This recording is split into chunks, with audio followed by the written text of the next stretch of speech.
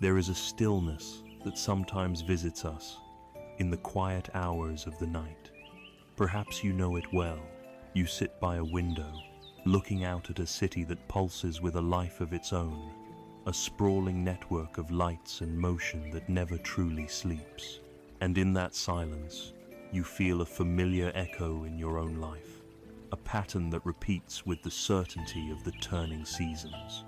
The same kind of relationship, ending in the same kind of heartbreak, the same career path, starting with promise, but always leading back to this quiet ache of burnout, a persistent, nameless anxiety that hums just beneath the surface of things. You ask the silent room, a question you have asked 1,000 times before. Why does this keep happening to me? Is this some kind of lesson I am meant to learn? A cosmic agreement I have forgotten? A contract my own soul signed before I ever took my first breath? This feeling, this profound sense of being caught in a narrative, not entirely of your own making, is not your burden alone. It is the quiet suffering of the modern world. We are adrift in a sea of endless ambition, constantly told to want more, to be more, to achieve more. We are more connected digitally than any generation in history, yet we feel a deeper solitude, a more profound sense of being lost. We scroll through the curated highlight reels of other lives, while our own feels like a script we are forced to read, written by some invisible hand. We call this hand by many names: fate, destiny, or perhaps a soul contract. We feel its pull, this current of karma, and we believe we are powerless to resist its flow. But there is another way to see. An ancient wisdom, born from a deep and silent observation of the human heart, offers a different path. The path of Zen does not see life as a binding contract or a destiny carved in stone. Instead, it sees a river, a ceaseless flow of cause and effect, of actions and consequences, a stream we call karma. And here is the most crucial, the most liberating truth. You have the power to navigate this river. You have the ability to change its course. What follows is not a lecture or a sermon of beliefs you must adopt. It is an invitation to a 3-hour meditation, a journey to rest within this river of karma, to sleep in the flow of your past lives, not as an escape, but as a practice of profound observation, to watch the currents, to understand their source, and finally, to awaken from the dream itself, gently, and with great compassion for the dreamer. The term itself, soul contract, resonates with a deep part of our being. It speaks to a feeling that our most profound connections, our most gut-wrenching challenges, are not random accidents in a chaotic universe. It suggests meaning, purpose, and a hidden order beneath the surface of our lives. When we meet someone and feel an instant, ancient recognition, or when we face the same obstacle again and again, the idea of a preordained agreement, a script we are here to play out, can be a source of comfort. It assures us that this is not for nothing, it is a lesson, and in this, the intuition is not wrong. There is a deep and intricate pattern at play, but the wisdom of the East invites us to look at this pattern not as a contract written by an external force or a forgotten past self, but as a living, breathing garden that we, ourselves, have planted. There is no signed document in the heavens. There is only the soil of our own mind and the seeds of our own actions. In the Buddhist understanding, the mind is not just the thinking brain we experience day to day. There is a deeper layer, a vast and fertile ground called the storehouse consciousness. Imagine it as a boundless field or a deep, silent ocean floor. Every single action you have ever taken, every word you have ever spoken, every thought that has ever flickered through your mind is a seed, a tiny, potent seed that is dropped into this storehouse. Nothing is ever lost. The seeds of loving kindness, of generosity, of patience, They are all there. And the seeds of anger, of jealousy, of fear, they are there too.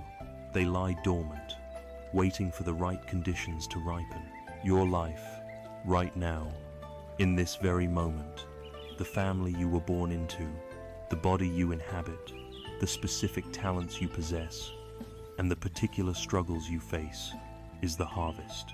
It is the simultaneous flowering of countless seeds from this life, and from lifetimes long past. The contract is not a piece of paper. It is this unique and complex garden, grown from the totality of your past actions. This perspective does not seek to assign blame. It is not to say you are at fault for your suffering. It is simply to return the power to you. For if you are the one who planted the seeds, you are also the one who can cultivate the garden. You can choose which seeds to water in this present moment, and which new seeds to plant for the future. This brings us to the people in our lives, especially the ones who cause us the most pain. Our soul contract intuition often tells us we have agreed to meet them to learn a difficult lesson. The Zen perspective refines this beautiful idea. These people are not antagonists fulfilling a painful clause. They are, in a way, messengers.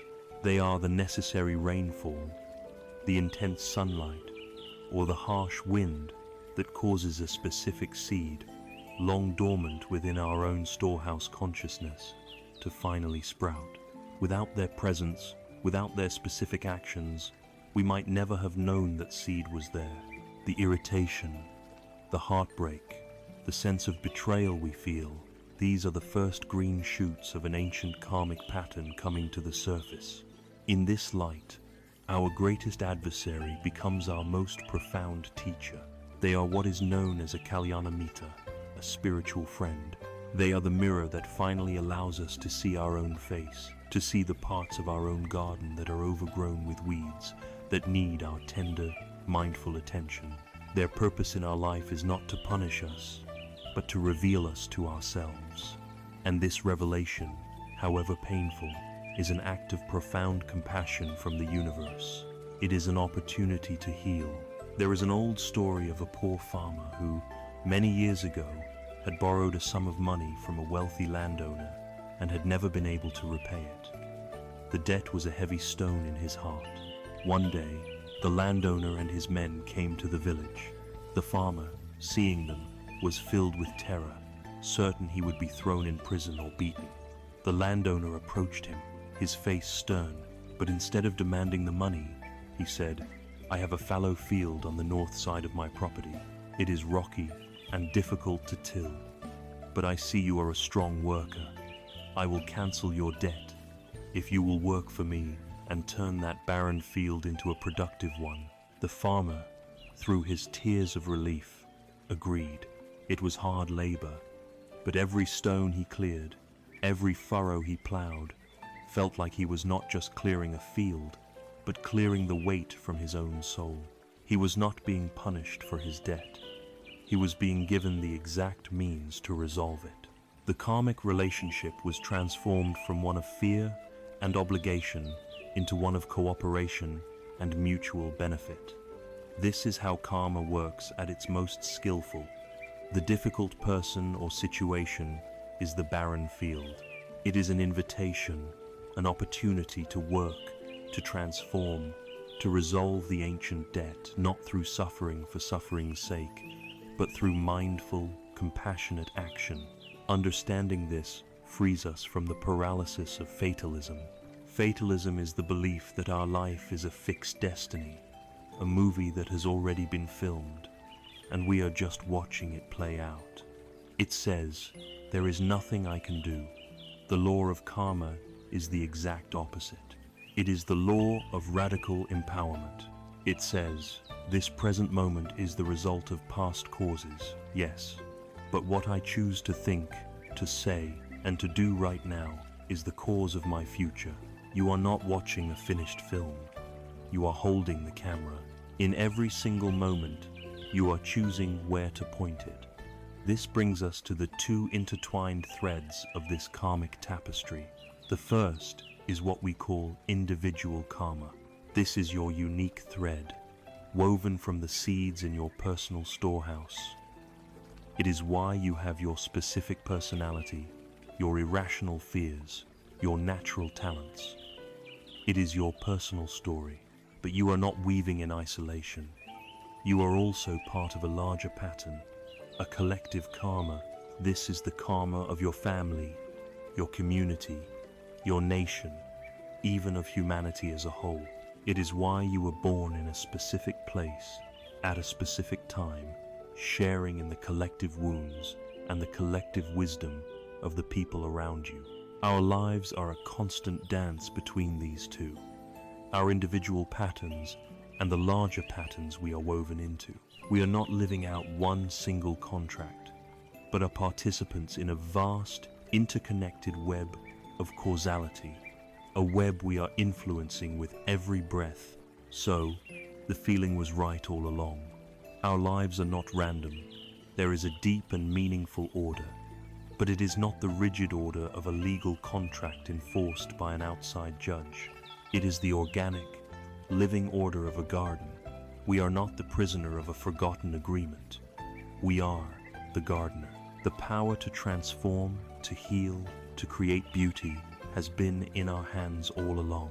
And if this is true, if we are the gardeners of our own reality, a profound question arises. Why does it so often feel like we are not gardening at all? Why does it feel like we are asleep, dreaming, while the weeds grow high around us, carried along by a current we cannot control? Having understood that the contract is in fact a river of our own making, we must now ask, why are we so deeply asleep in its flow? The river is a perfect image for this force we call karma. It is ancient, powerful, and relentless. It has its own momentum, its own deep-hewn channel carved through the landscape of time.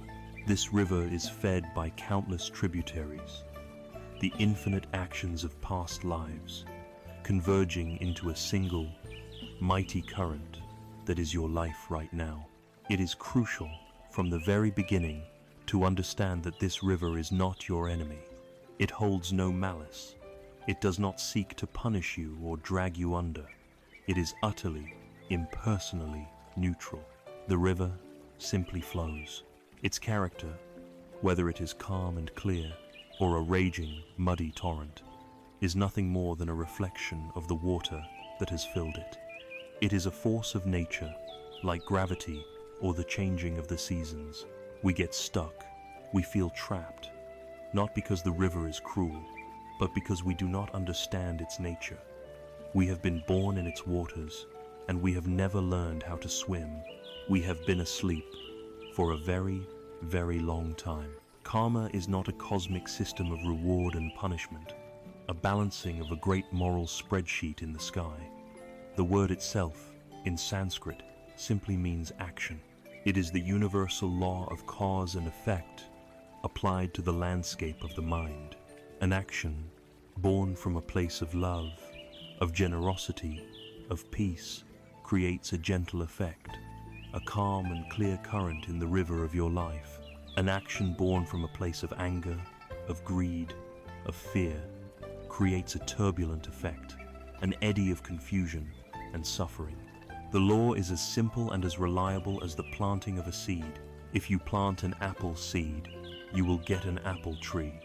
You will never, under any circumstances, get a thorny vine. The universe is not punishing you with thorns or rewarding you with apples. It is simply giving you the undeniable fruit of the seeds you yourself have planted. The river's power, its seemingly inescapable momentum, comes from the sheer volume of actions we have committed, consciously and unconsciously, over aeons. The water is deep, the current is strong, but it is, and always has been, made of our own energy. Imagine yourself now on a small, simple raft. This raft is your life, your body, and your mind.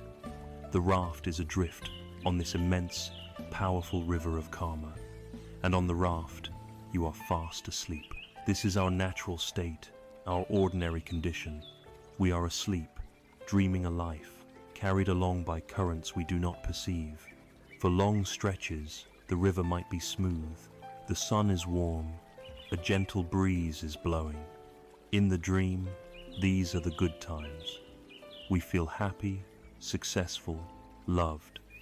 We are comfortable in our sleep, and we have no desire to wake. Then, inevitably, the raft enters a stretch of rapids.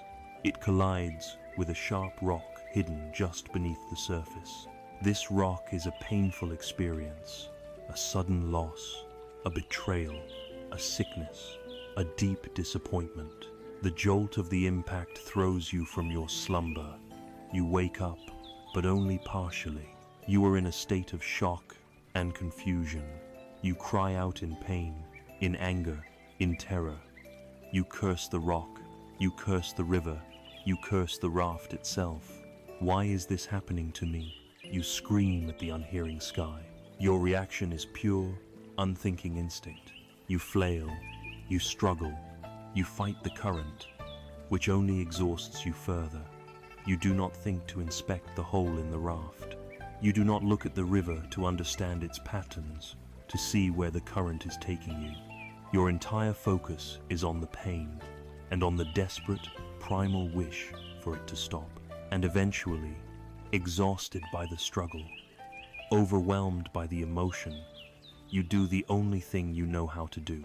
You collapse back onto the raft and fall back into a deep, troubled sleep as the current carries you onward toward the next inevitable rock. This is the cycle of samsara. This is why we are stuck. This state of sleep has a name. It is called avidya. The word is often translated as ignorance, but this can be misleading. It is not a lack of information or a low intellect. A person can have many PhDs and still be in a state of profound avidya. It is, more accurately, a fundamental misseeing, a deep, pervasive misperception of the nature of reality. It is the core delusion of believing that things which are impermanent are permanent, that things which are inherently unsatisfying can bring lasting happiness, and most importantly, that there is a solid, separate, continuous me at the center of this experience. This is the sleeper on the raft, the one who dreams they are a separate entity fighting against a hostile river. Because of this fundamental ignorance, we live our lives on autopilot. Our responses to the world are not conscious choices.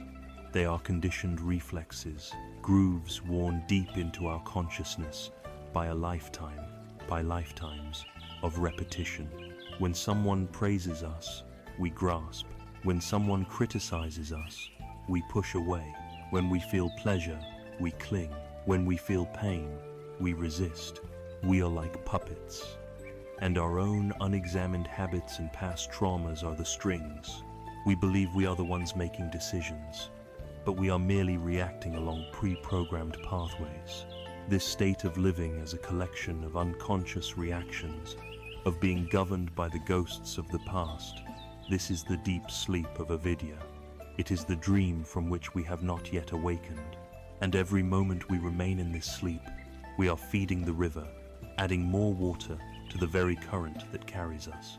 We do this through 3 channels: the body, speech, and the mind.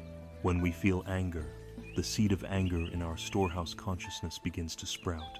If we are on autopilot, the energy of that anger flows directly into action. The body tenses, the fist clenches, a door is slammed. This physical action is a new cause, a new bucket of turbulent water poured into the river. The energy flows into our words. A sharp, cruel remark is spoken. A rumor is spread. A lie is told. These words, like stones, are cast into the river, creating ripples of consequence that will travel far beyond our sight. And most powerfully, the energy flows through the mind. We replay the argument. We nurse the grievance. We fantasize about revenge. Each of these thoughts, though silent and unseen, is a potent act of creation. It waters the seed of anger within us, making it stronger, more likely to sprout again in the future. It is a silent vow to keep the cycle of suffering going. Through these three gates of body, speech, and mind, we are in a constant state of reinforcing our own prison. We are the architects of the river, the builders of the raft, and the sleeper who dreams of being a prisoner. We are caught in a feedback loop of our own making. An action born of ignorance creates a painful result, and our ignorant reaction to that pain creates the cause for more pain in the future. The image is stark: a lone sleeper on a raft, adrift on a vast river of their own making, caught in a cycle of brief, painful awakenings and long, forgetful slumbers. The momentum of the past is immense, and our state of sleep is deep.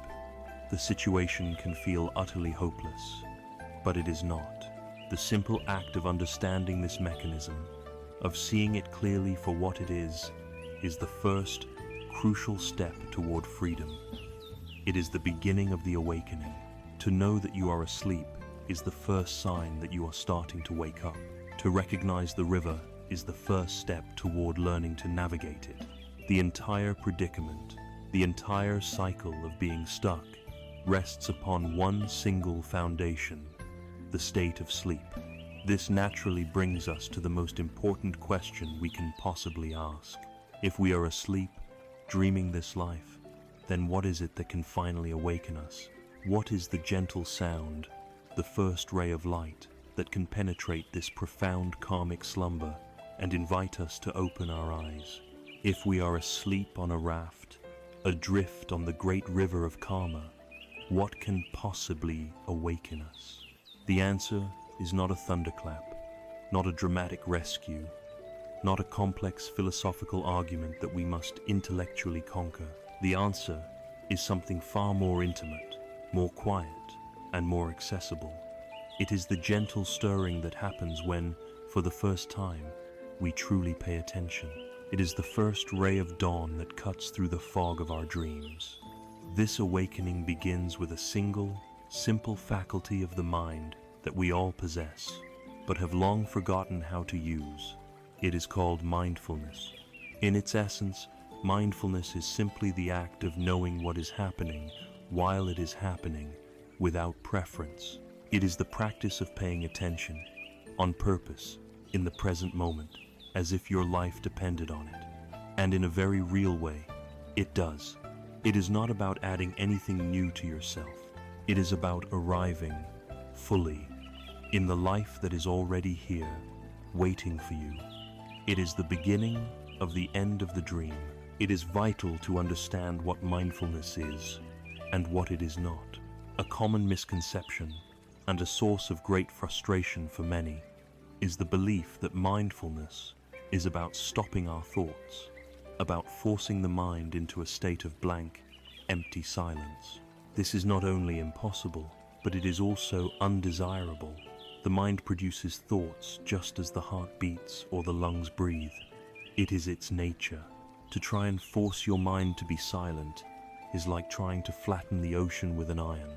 It is a battle you will never win, and it will only lead to more stress and a sense of failure. Mindfulness does not fight the waves of thought. It teaches you how to surf them.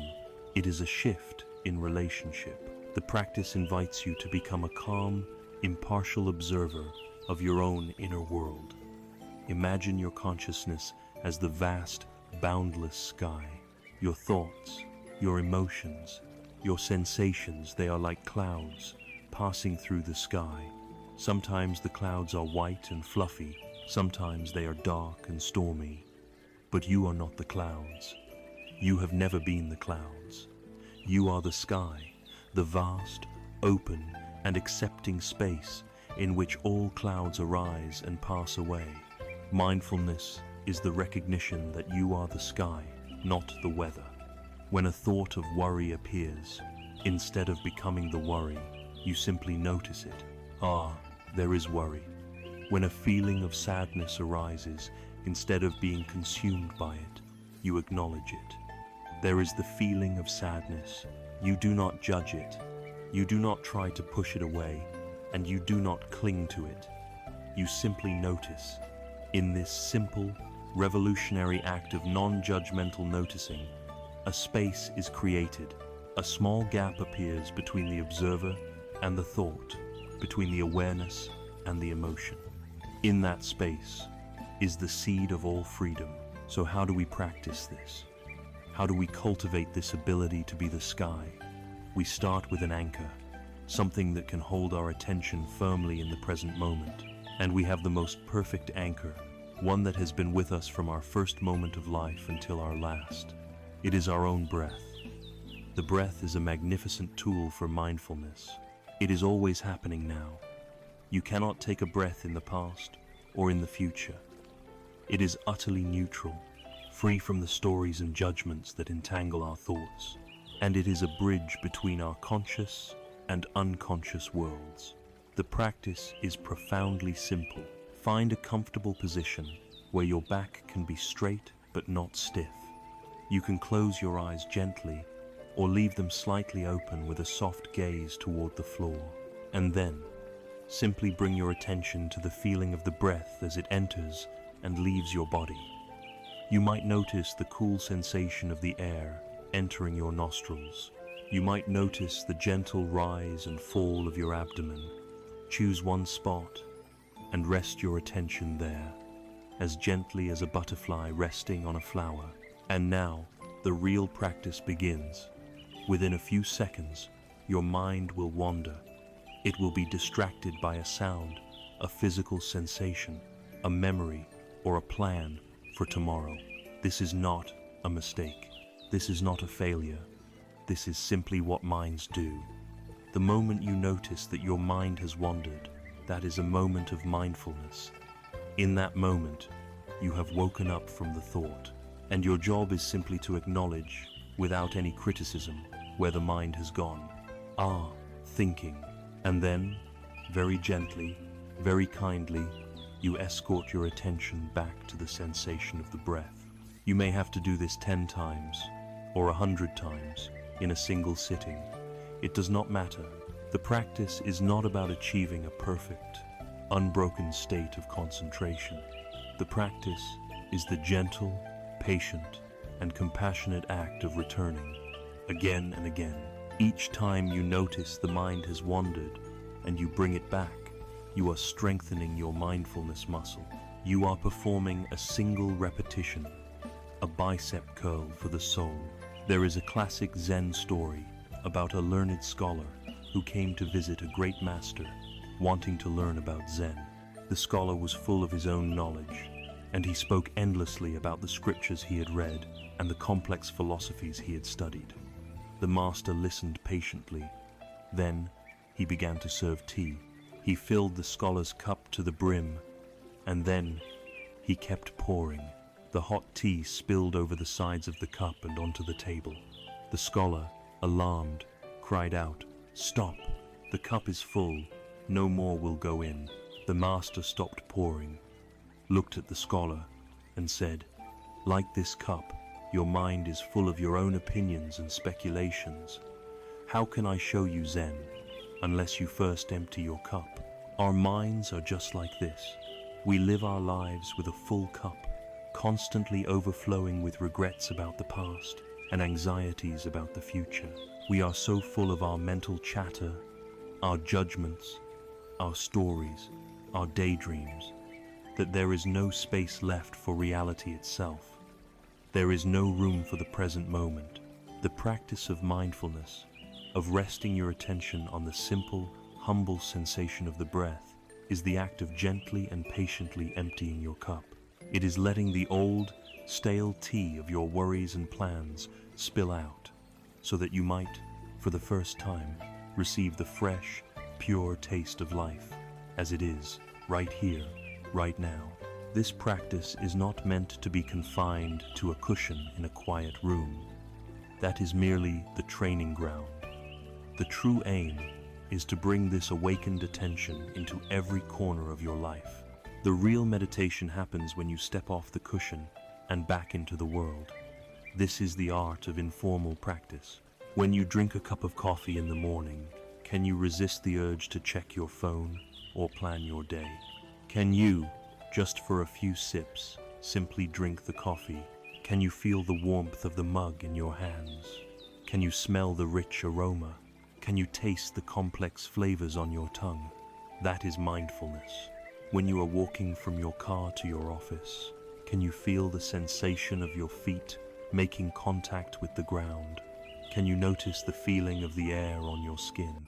When you are engaged in a conversation, can you give the other person the profound gift of your full, undivided attention, listening not just to their words but to the space between them, without rehearsing your own reply? This is the practice. It is about weaving moments of present moment awareness into the fabric of your day. By doing so, you begin to dissolve the artificial wall between your spiritual life and your ordinary life. Washing the dishes becomes a meditation. Driving in traffic becomes a meditation. Your entire life, with all its beauty and all its challenges, becomes the sacred ground of your practice. Mindfulness, then, is the essential first tool. It is the torch we have been searching for, the light that we can carry into the dark and winding caves of our own unconscious habits. For the first time, we can begin to see what is actually happening on our raft. We can see the thoughts that trigger our anger. We can feel the clenching in our stomach that signals fear. We can watch our own reactive patterns as they arise. We can see the river and its currents with a newfound clarity. The torch illuminates the problem. It shows us, with undeniable intimacy, the reality of our restlessness, our attachments, our suffering. But a torch by itself is not enough. It can show you that you are lost in a vast and complex wilderness, but it does not provide the map of the terrain, nor the compass to find your way out. Mindfulness shows us the truth of our condition, but to understand the meaning of what this light reveals, to find the path that leads through the rapids and toward a lasting peace, we need a guide, we need a map. And that map is the very first teaching the Buddha offered to the world after his own great awakening under the Bodhi tree. The torch of mindfulness has now been lit. We have carried it into the quiet of our own being, and for the first time, we have begun to see. We see the ceaseless chatter of the mind. We see the arising of anger, the grip of fear, the familiar ache of loneliness. We see the habits, the reactions, the unconscious patterns that govern our lives. The light shows us the truth of our condition, the reality of the raft and the river. But this sight, by itself, can be overwhelming. To see our own restlessness clearly can beget more restlessness. This is why the Buddha, in his profound wisdom, was not just a philosopher. He was, above all else, a great physician, a doctor for the human heart. And the very first teaching he gave after his enlightenment was not a statement of faith or a complex metaphysical doctrine. It was a diagnosis, as practical and compassionate as any great doctor would offer a patient. This teaching is the framework upon which all other Buddhist wisdom rests. It is the Four Noble Truths. It is the map that gives meaning to what our torch has revealed. The first step in any healing process is to look squarely at the illness, to name it without fear or shame. The first noble truth is the diagnosis. It is the truth of dukkha. This Pali word is often translated as suffering, but its meaning is far deeper and more subtle. Yes, dukkha includes the obvious suffering of life, the pain that no one can escape, the sickness of the body, the sorrow of losing a loved one, the distress of old age, the fear of death. This is the acute pain of our existence. But dukkha points to something even more pervasive.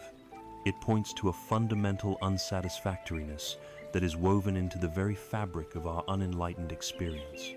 It is the stress of trying to get what we want, and the anxiety of trying to hold on to it once we have it. It is the disappointment when pleasure fades, as all pleasure must. It is the low-grade, persistent feeling that something is not quite right, that something is missing, even when life is, by all external measures, good. It is the inherent friction of a life lived out of alignment with reality. To acknowledge dukkha is not to be a pessimist, It is to be a realist. A doctor who says, "You have a fever," is not being negative. They are stating a fact, a necessary first step toward making you well. In the same way, the Buddha invites us to be brave enough and honest enough to admit to our own inner disease, to stop pretending that we are perfectly fine, and to acknowledge the subtle, humming background radiation of stress, anxiety, and discontent that shapes so much of our lives. Once the illness has been named, the physician must identify its cause. The second noble truth is the truth of the origin of dukkha, called samudaya. The Buddha saw that the root cause of our fundamental unsatisfactoriness is not a flaw in the world. It is not bad luck, or the fault of other people, or an angry God. The cause is internal. It is a force within our own minds called tanha. This word translates as thirst, craving, or clinging. It is the powerful, deep-seated urge that constantly drives us to seek satisfaction outside of ourselves. This thirst manifests in three main ways. First, there is the thirst for sense pleasures, the craving for delicious food, beautiful sights, pleasant sounds, the desperate search for the next hit of pleasure to distract us. Second, there is the thirst for existence, for becoming, the craving to be someone, to be important, to be successful, the deep desire for our ego to be validated and to last forever. And third, there is the thirst for non-existence, the craving to get rid of what is unpleasant, the aversion to pain, the anger toward difficult people, the desperate wish to annihilate the parts of our experience we do not like. This relentless thirst, this constant reaching and grasping and pushing away, is fueled by the deep sleep of ignorance, of avidya. Because we mistakenly believe that satisfying these cravings will bring us lasting happiness, we are forever chasing shadows, drinking salt water to quench our thirst, only to find ourselves more thirsty than before. This is the engine that drives the cycle of suffering. The pragmatic, urgent nature of this teaching is beautifully illustrated in the parable of the poisoned arrow.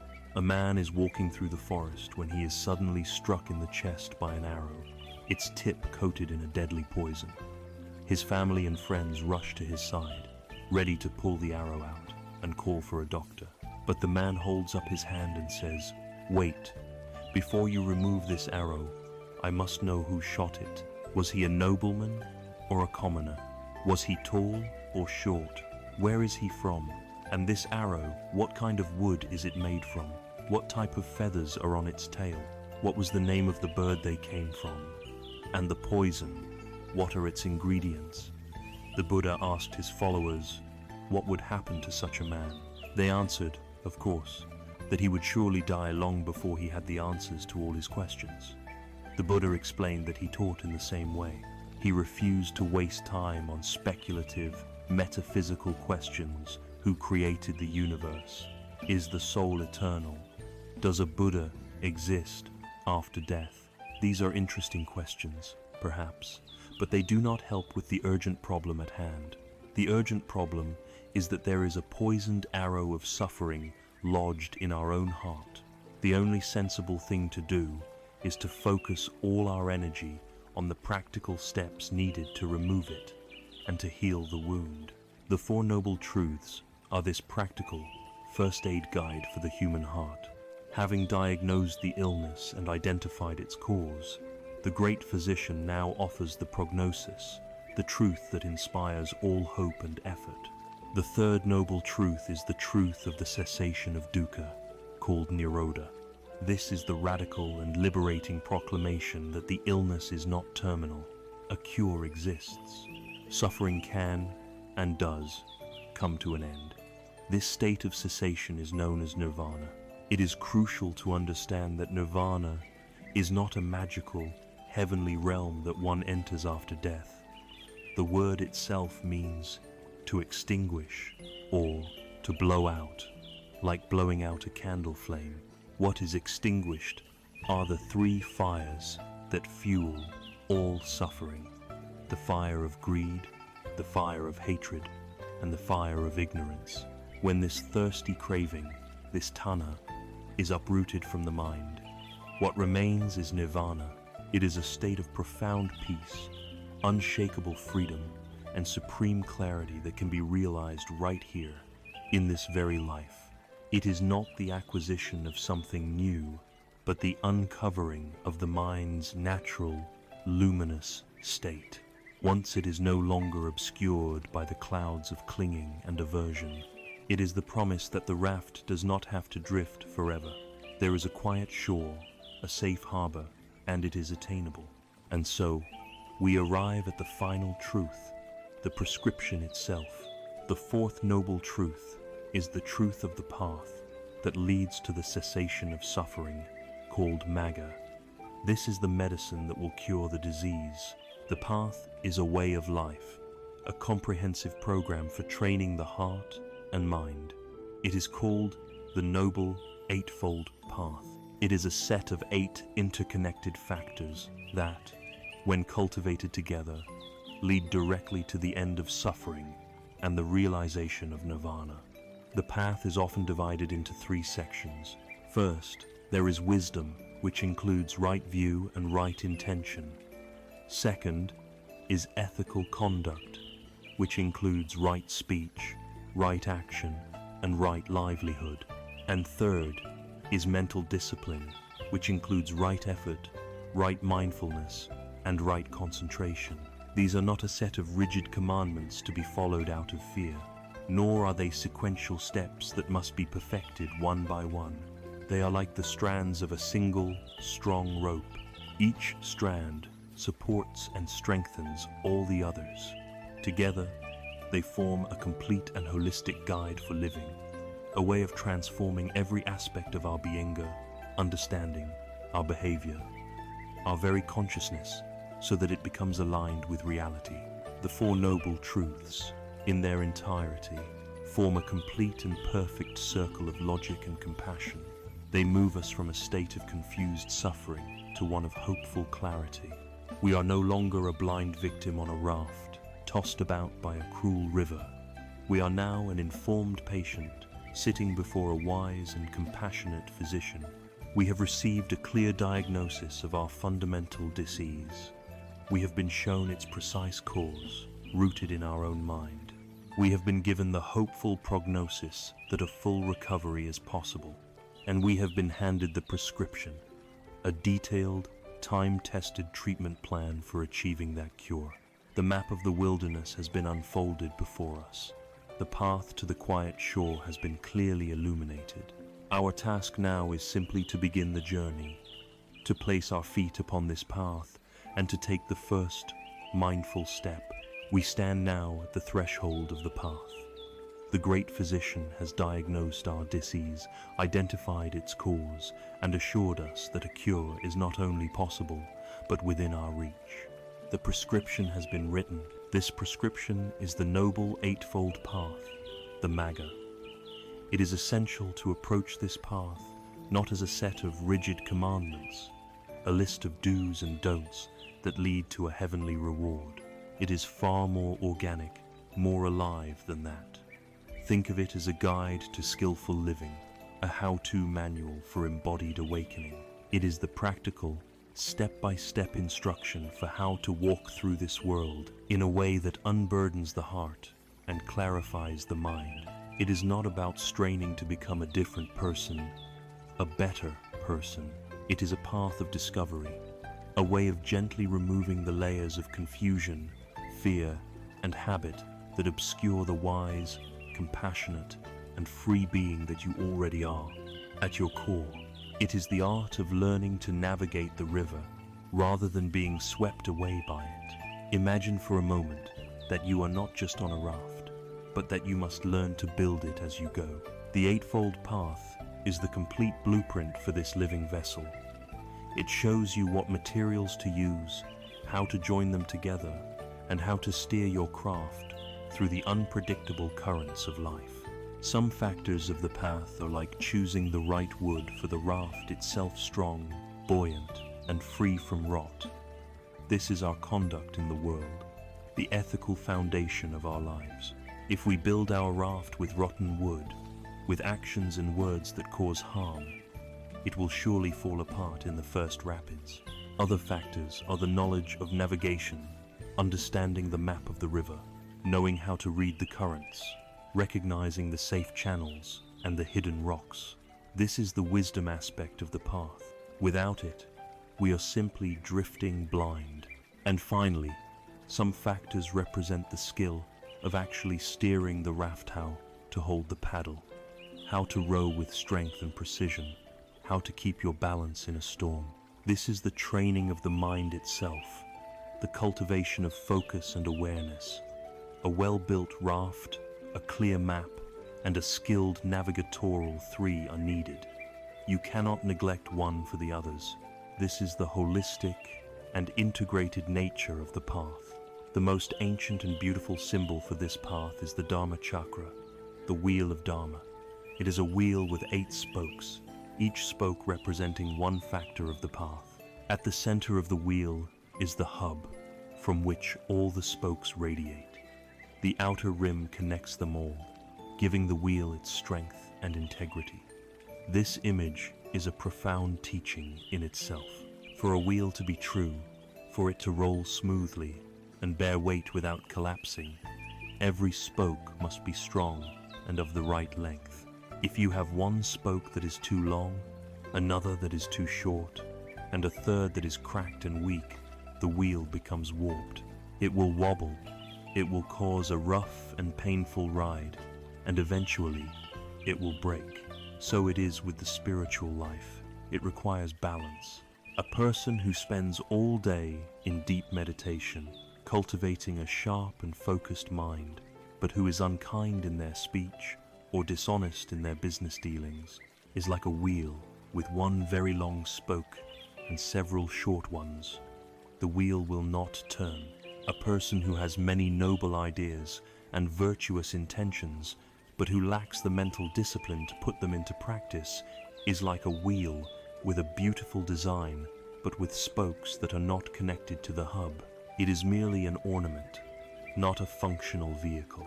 The spiritual journey is the smooth and steady turning of this wheel, a process that happens only when all 8 spokes are cultivated in harmony, each one supporting and balancing all the others. This balanced cultivation is traditionally organized into 3 categories, or 3 trainings. The first is Shila, which can be translated as ethical conduct. This is the foundation of the entire path. It is concerned with how we engage with the world through our actions and our words. It is composed of 3 factors: right speech, right action, and right livelihood. This is not about morality in the sense of obeying a list of rules to please an external authority or to earn merit points for a future life. It is based on a very practical, psychological understanding. It is impossible to cultivate inner peace if your outer life is in a state of chaos and harm, if your words are creating division and hurt, if your actions are causing suffering to others, if you earn your living in a way that is destructive. Your mind will be plagued by guilt, remorse, agitation, and fear. This inner turmoil makes deep concentration and clear insight impossible. Shila is the compassionate practice of creating a life of non-harming, of integrity, and of kindness. It is the act of calming the outer world so that we have a fighting chance of calming the inner one. The second training is Samadhi, which means mental discipline or concentration. If Shila creates outer peace, Samadhi cultivates inner peace. It is the direct training of the mind, the heart of all meditative practice. This training is composed of 3 factors: right effort, right mindfulness, and right concentration. These are the tools we use to work with our own consciousness. Right effort is the balanced energy we bring to the practice, not too tense, not too lazy. Right mindfulness, as we have seen, is the skill of maintaining present moment awareness. And right concentration is the ability to unify the mind, to gather its scattered energies and let it rest, steady and unwavering, upon a single object. It is through this training that the mind, which is so often like a wild, untamed monkey, gradually becomes calm, clear, and powerful. It is the process of taming the mind so that it can cease to be our tormentor and become our greatest ally on the path to freedom. The third and final training is prajna, which is wisdom. This is the pinnacle and the guiding purpose of the path. It is composed of the first two factors, right view and right intention. Wisdom, in the Buddhist sense, is not a collection of facts or intellectual knowledge from books.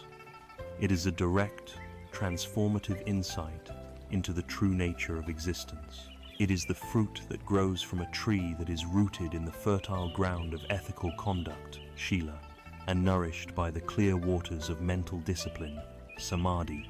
You cannot achieve wisdom with an agitated mind or a life lacking integrity.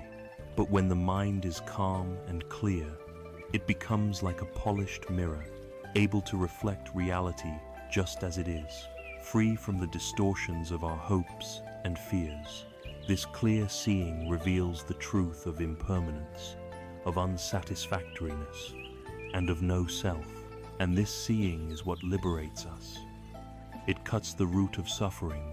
It is beautiful to see how these three trainings weave together in a supportive, upward spiral. A life of ethical conduct, shila, provides the peace and stability needed to practice meditation effectively. The practice of meditation, samadhi, calms the mind and sharpens it, making it capable of deep insight. This deep insight, prajna, then shines its light back on our life, illuminating our intentions and actions. As our wisdom grows, our ethical conduct becomes even more refined and naturally compassionate, which in turn creates a more stable ground for even deeper meditation, which leads to even more profound wisdom. One part does not end where the next begins.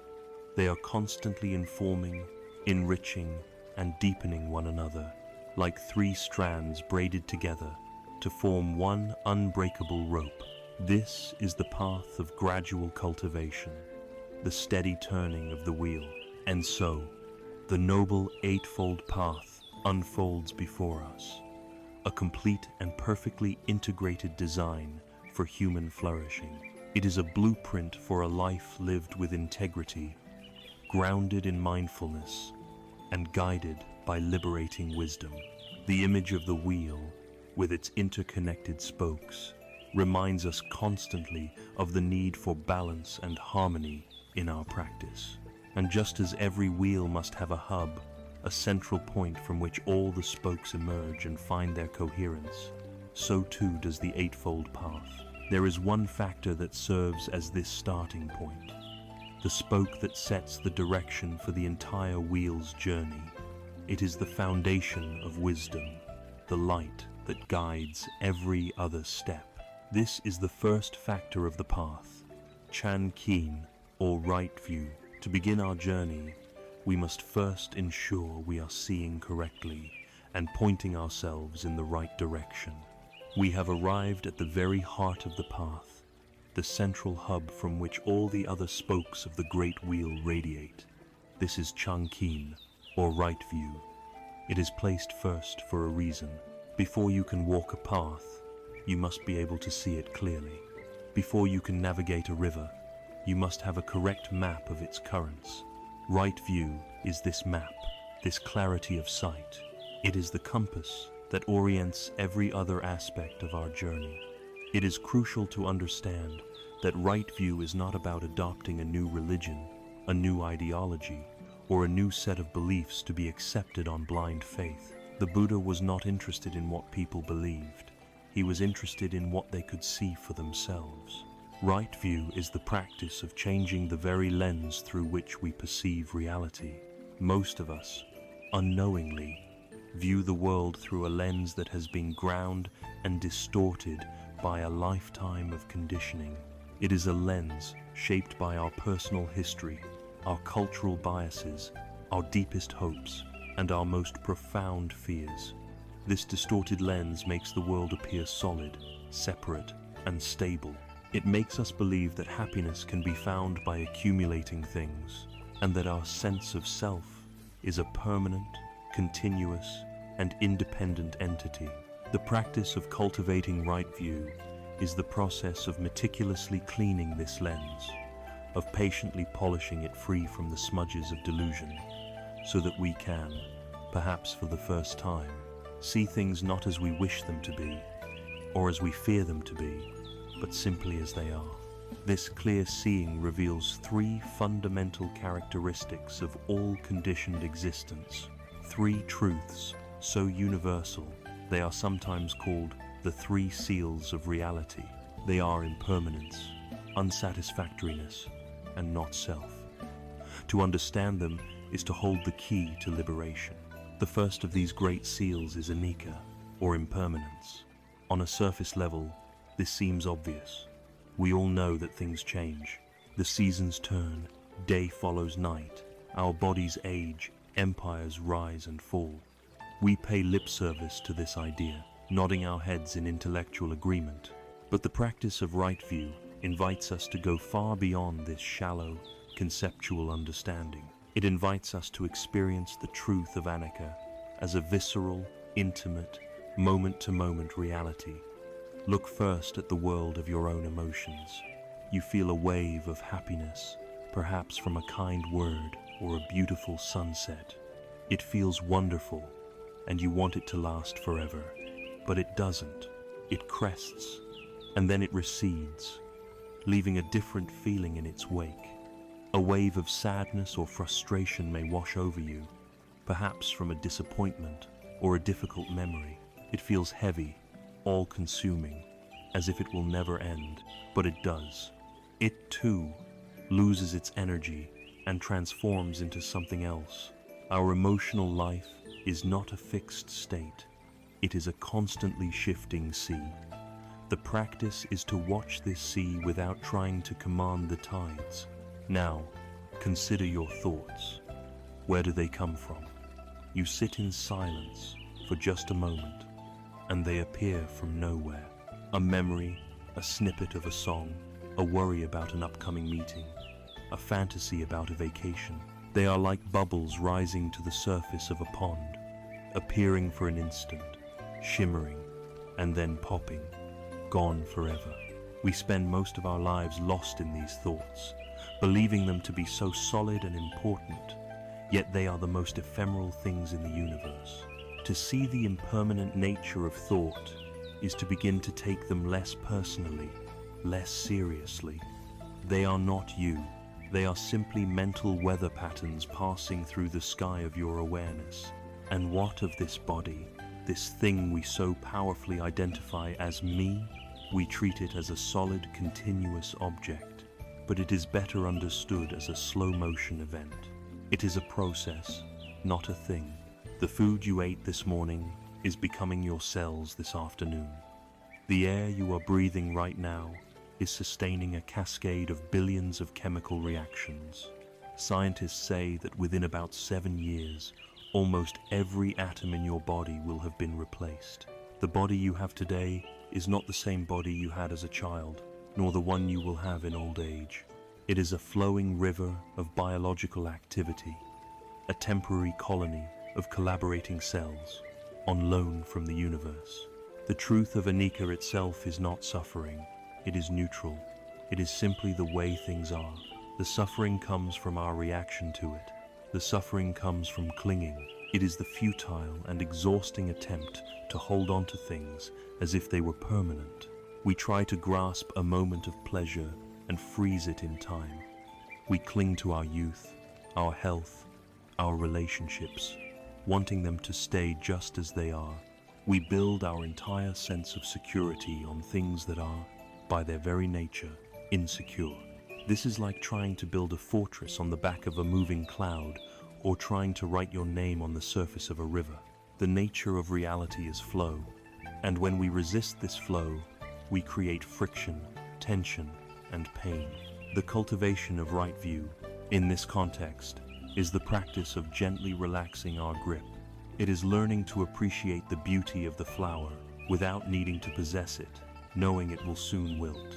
It is learning to surf the waves of life with grace and skill, rather than being crushed by them in a futile attempt to make them stand still. It is learning to dance when we begin to see the profound truth of impermanence in everything. The second seal of reality arises naturally from it. This is the truth of dukkha, or unsatisfactoriness. As we explored before, this is the diagnosis of our condition. But from the perspective of right view, it is also a direct perception.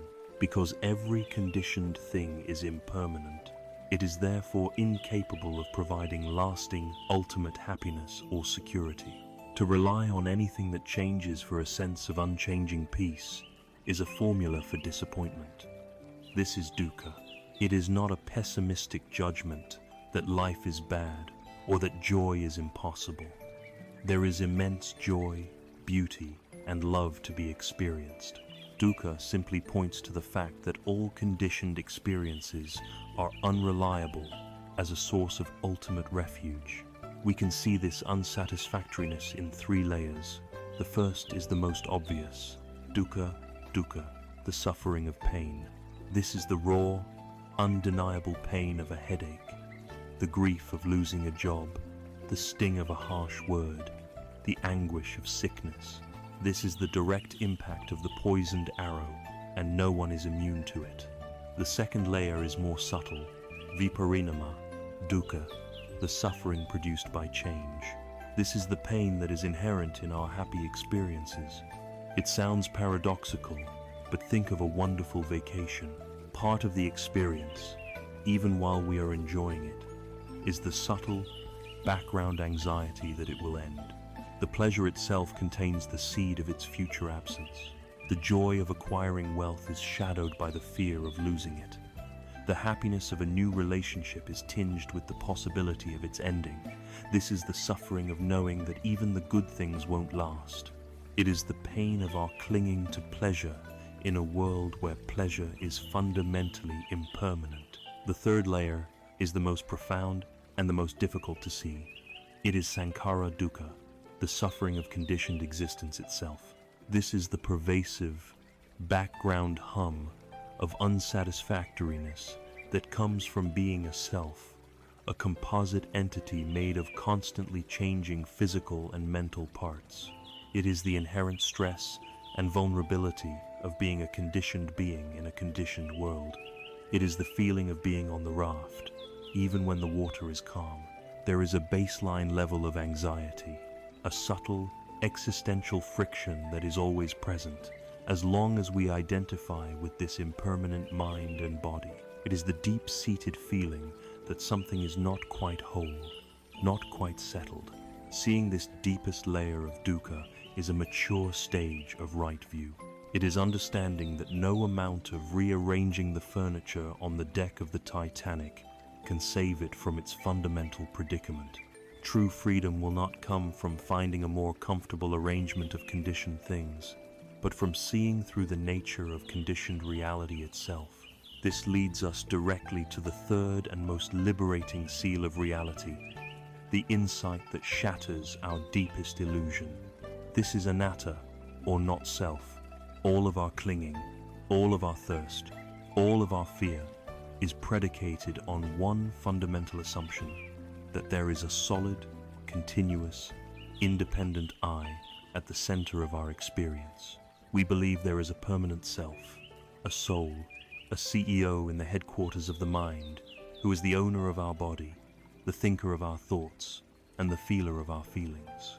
This belief in a separate, abiding self is the root of the tree of suffering. The teaching of anatta is a direct challenge to this assumption. It does not say that you do not exist. It says that you do not exist as a separate, permanent entity. The self we so fiercely protect is not a thing, but a process. To make this clear, the Buddha analyzed the human experience into 5 components, known as the 5 aggregates, or skandhas. He invites us to look for this self we believe in, and to see if we can find it anywhere. The first is form, our physical body. Is this body you? If it were truly you, you should be able to command it perfectly. Do not get sick, do not get old, but you cannot. It follows its own natural laws. It is made of non-you elements, the food, water, and air you have taken in. So the body is not a permanent self. The second is feeling, our sensations of pleasant, unpleasant, and neutral. Are your feelings you? They are fleeting and conditional. A pleasant feeling arises, and we say, I am happy. An unpleasant feeling arises, and we say, I am sad. But you are not the feeling. You are the one who is aware of the feeling. The third is perception, the faculty that recognizes and labels things. That is a tree. That is my friend. That was an insult. Is this labeling process you? It is simply a mental function, like a camera identifying objects. It is not a self. The fourth aggregate is mental formations. This is a broad category that includes all our habits, intentions, beliefs, opinions, moods, and volitions. This is where we most strongly identify a self. I am an anxious person. I am a Republican. I am a talented musician.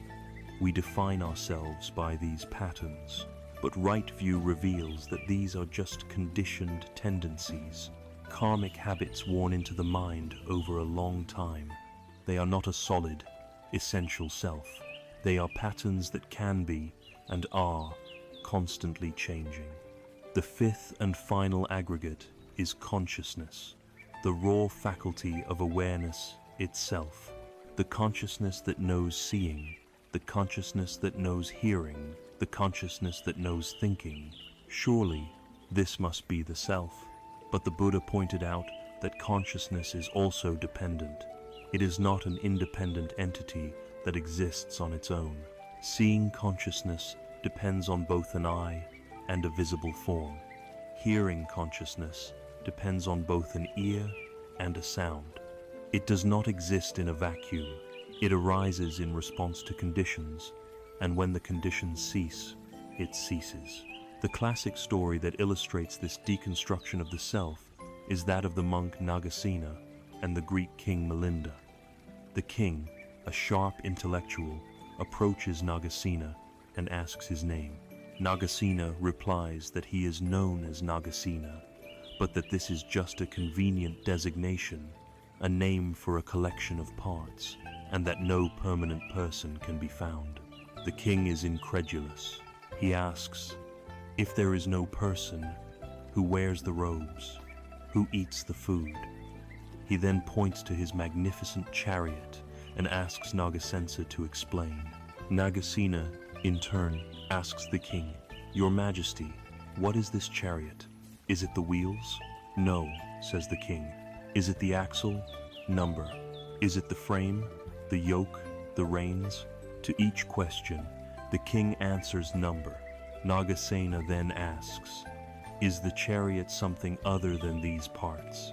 No, the king admits.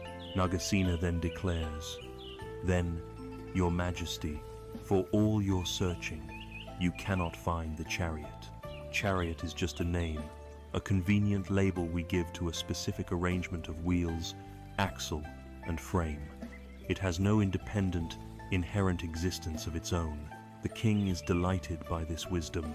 Nagasena then applies the same relentless logic to himself, showing the king that Nagasena is likewise just a convenient label for the temporary coming together of the five aggregates form: feeling, perception, mental formations, and consciousness. This insight into anatta, not self, is the ultimate antidote to the feeling of being bound by a soul contract. A contract requires a stable, enduring entity to sign it and to be held accountable to its terms. But if the self is not a static entity but a dynamic, ever-changing process, then who was it that signed the contract? And who is it that is bound by it today? The being who performed an action in a past life is not exactly the same as the being who is experiencing its result now. Nor are they completely different. The relationship is one of continuity, of cause and effect. like one candle flame lighting the next. The flame passes, but there is no thing that jumps from the old wick to the new one. The idea of a soul contract keeps us trapped in a story of a solid self, bound by a fixed past.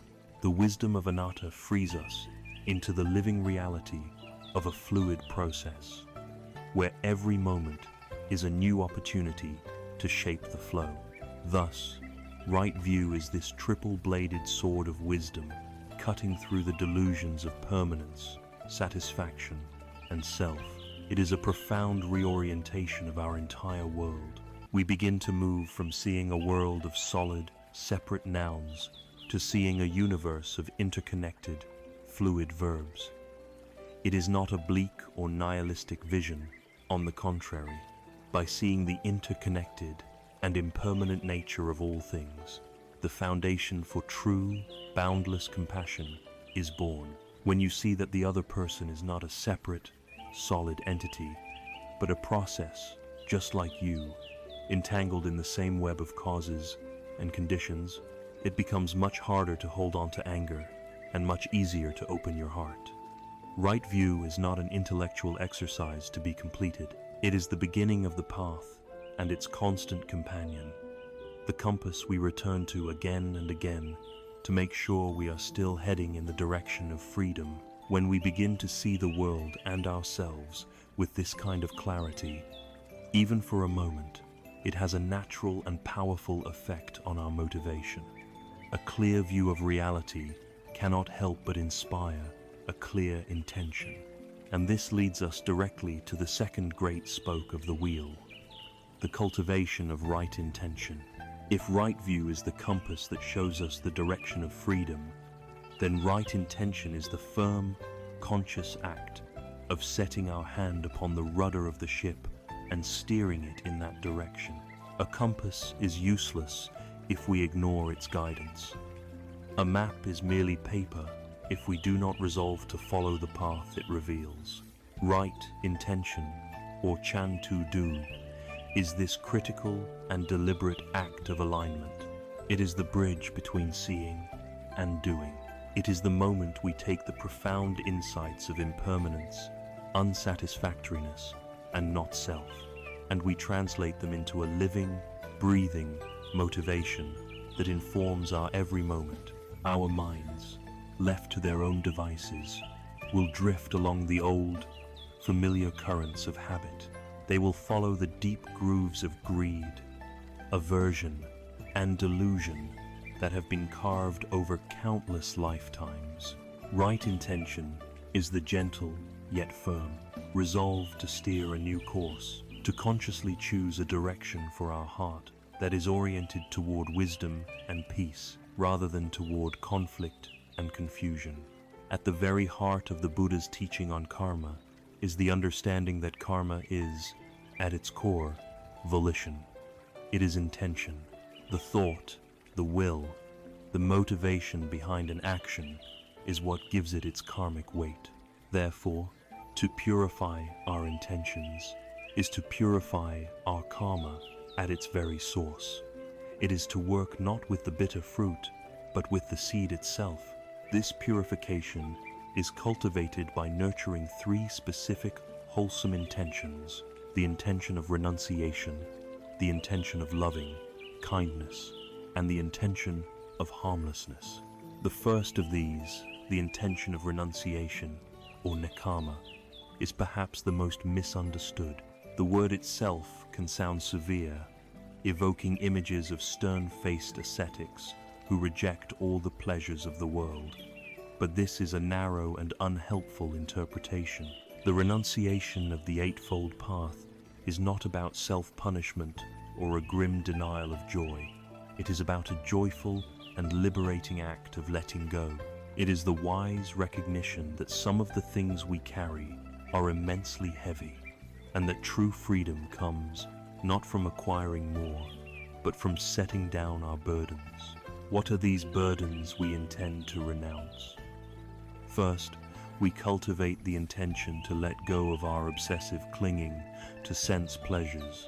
This does not mean we cannot enjoy a beautiful piece of music, a delicious meal, or a warm friendship. It means we stop making them the ultimate basis for our happiness. We recognize their fleeting, impermanent nature, and we enjoy them for what they are, passing moments of grace without demanding that they last forever and without falling into despair when they end. We renounce the exhausting, never-ending chase for the next hit of pleasure, intending instead to find a more stable and reliable peace within. Furthermore, we cultivate the intention to renounce our addiction to the ego. This is the constant, draining project of defending and promoting our fragile sense of self. It is the need to be right in an argument, the craving for praise and recognition, the fear of being criticized or overlooked. It is the subtle, or not so subtle, arrogance that our opinions are the correct ones. This project is the source of immense conflict and tension in our lives. The intention of renunciation is a deep sigh of relief. It is the willingness to let go of being the star of our own movie, to stop needing to be the smartest person in the room, and to rest in the simple humility of not knowing. It is also the intention to renounce our attachment to drama, to the compelling stories of our own suffering. Many of us are unconsciously addicted to the narrative of being a victim, replaying our grievances and resentments, because it gives us a powerful, albeit painful, sense of identity. To renounce this is to choose peace over being right, to choose freedom over the familiar comfort of our own personal soap opera. This renunciation is not a loss. It is a profound act of self-care. It is trading the heavy, tarnished stones of craving for the weightless, shining jewels of inner freedom. The second wholesome intention is that of loving kindness, or avyapada, which literally means non-ill will. If renunciation is about releasing the inner poisons of greed and clinging, loving kindness is the direct antidote to the outer directed poisons of hatred, anger, and aversion. It is a fundamental shift in our heart's posture toward the world, from one of judgment and hostility to one of warmth and goodwill. This intention is actively cultivated through the practice of metta. Metta is the sincere, heartfelt wish for all beings to be happy and well. It is a boundless, unconditional benevolence. It is not romantic love, nor is it the conditional affection we feel for only our friends and family. It is a universal goodwill that does not depend on whether we like someone or whether they are behaving as we wish. The practice of metta famously begins with ourselves. We cannot offer a thirsty person water from an empty cup. If we are filled with self-criticism and self-hatred, we have no genuine kindness to offer the world. So we begin by holding ourselves in our own awareness and gently offering the intention, may I be well, may I be happy, may I be safe, may I be free from suffering. We repeat these phrases, allowing the feeling behind them to permeate our being. From this foundation of self-compassion, we then begin to expand the circle of our intention. We bring to mind a loved one, a dear friend or family member, and we extend the same wish to them. May you be well, may you be happy, may you be safe. Then we expand the circle further to a neutral person, someone we see often but have no strong feelings about, a cashier at the grocery store, a person on the bus. We hold them in our heart and wish them well. The next, more challenging step is to bring to mind a difficult person, someone with whom we have conflict or for whom we feel resentment. This can be very hard, but it is a powerful practice of purification. We see this person also as a being who, just like us, wants to be happy and avoid suffering, and we try, as best we can, to offer them the same wish. May you too be happy. May you too find peace. Finally, we expand the circle to encompass all living beings everywhere, in all directions, without exceptional humans, all animals, all creatures seen and unseen. This practice when undertaken regularly, begins to systematically rewire the habitual patterns of the mind. It softens the sharp edges of our judgments, dissolves the illusion of a separate self, and creates a vast inner space of warmth and acceptance. It is the intention to meet the world not with a clenched fist, but with an open hand. The third facet of right intention is that of harmlessness or compassion, known as avihimsa or karuna. These two intentions, loving kindness and compassion, are like two wings of a great bird. Both are needed to fly. If loving kindness, metta, is the wish for all beings to find happiness, compassion, karuna, is the wish for all beings to be free from suffering. It is the heart's trembling in the face of pain. It is the active desire to alleviate the suffering of others. This intention of harmlessness is not merely passive. It is not just about refraining from physical violence. It is an active commitment to not cause harm through our words, our actions, or even our thoughts. It is the intention to walk through the world with a gentle footprint, to be a source of safety and refuge for others, rather than a source of fear. This intention arises directly from right view, when we truly see the interconnectedness of all life, when we understand that every being, from the smallest insect to the most powerful human, shares the same fundamental desire to avoid pain and to live.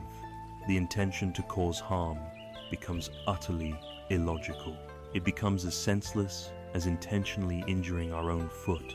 When we see the truth of dukkha, not just as our own private suffering, but as a universal condition, our heart naturally opens.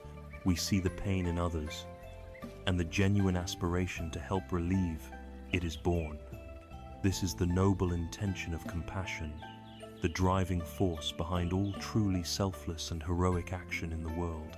There is a beautiful story, often attributed to the Cherokee people, that perfectly illustrates the nature of right intention. An elder is speaking with his young grandson. He says, "A great fight is going on inside me. It is a terrible battle between two wolves. One wolf is darkness and despair. He is anger, envy, greed, arrogance, resentment, and ego. The other wolf is light and hope. He is joy, peace, love, kindness, humility, and compassion. This same fight is going on inside of you, my grandson, and inside every person on this earth." The boy thought about this for a moment and then asked, "Grandfather, which wolf will win?" The old man looked at him kindly and replied simply, "The one you feed." Right intention is nothing more and nothing less than this conscious and deliberate choice, made moment by moment, to feed the wolf of light. Every time we choose a thought of forgiveness over a thought of revenge, we are feeding the wolf of peace. Every time we choose to wish someone well rather than judging them, we are feeding the wolf of love. Every time we let go of a craving, we are starving the wolf of greed. Right intention, then, is the crucial internal pivot that translates wisdom into action. It is the act of setting the compass of our heart. It is the silent, powerful process of aligning our deepest motivations with the truth we have begun to see. Thoughts are the invisible seeds of karma. A thought of anger, if watered and fed, will eventually grow into a harsh word or a violent act. A thought of loving kindness, if nurtured and cultivated, will eventually blossom into a gentle word or a helpful deed. By taking responsibility for the garden of our mind, by consciously choosing which seeds to plant and which to discard, we are engaging in the most powerful form of creation. We are shaping our reality from the inside out.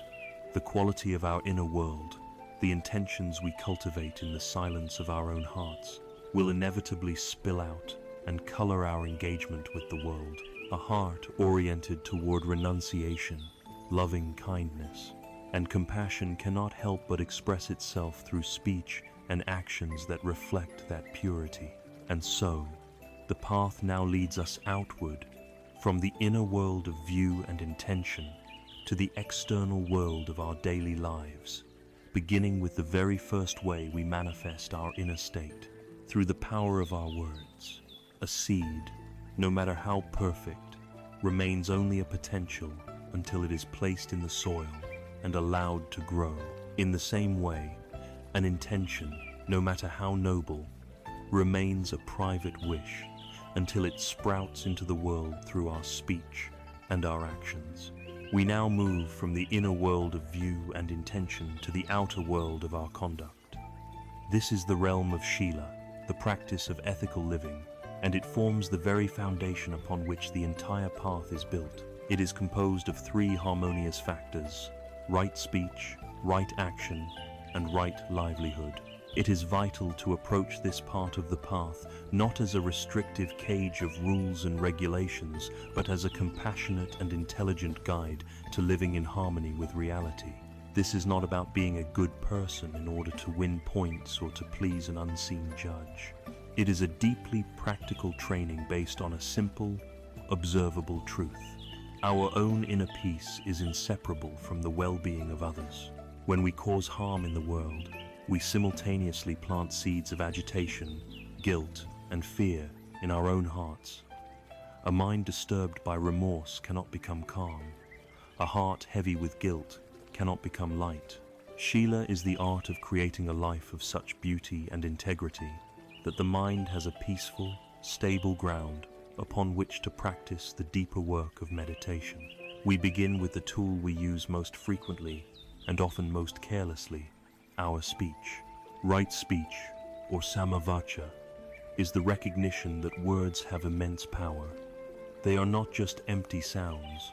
Words can be weapons that shatter a person's spirit, or they can be medicine that heals a wounded heart. They can ignite wars, or they can build bridges of understanding. To practice right speech is to become a mindful steward of this power, to use our words to create safety, trust, and harmony, rather than fear, division, and pain. This practice has four main aspects. The first is to abstain from lying. This is a commitment to living in truth. It goes beyond simply not telling factual untruths. It means abandoning exaggeration, deception, and the subtle ways we mislead others to protect our ego or to gain an advantage.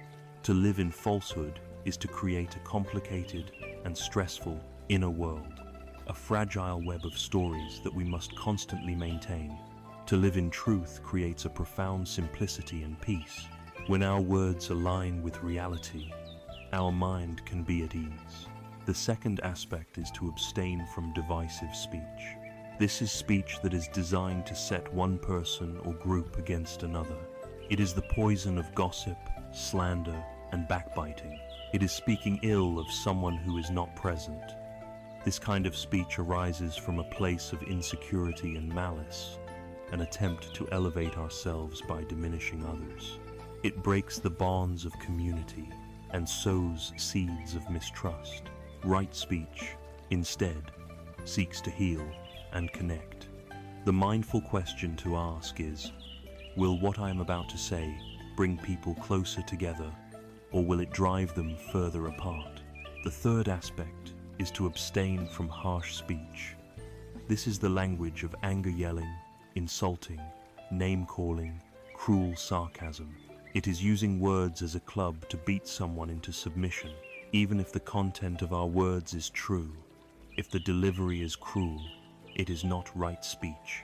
The intention behind harsh speech is to wound, not to communicate.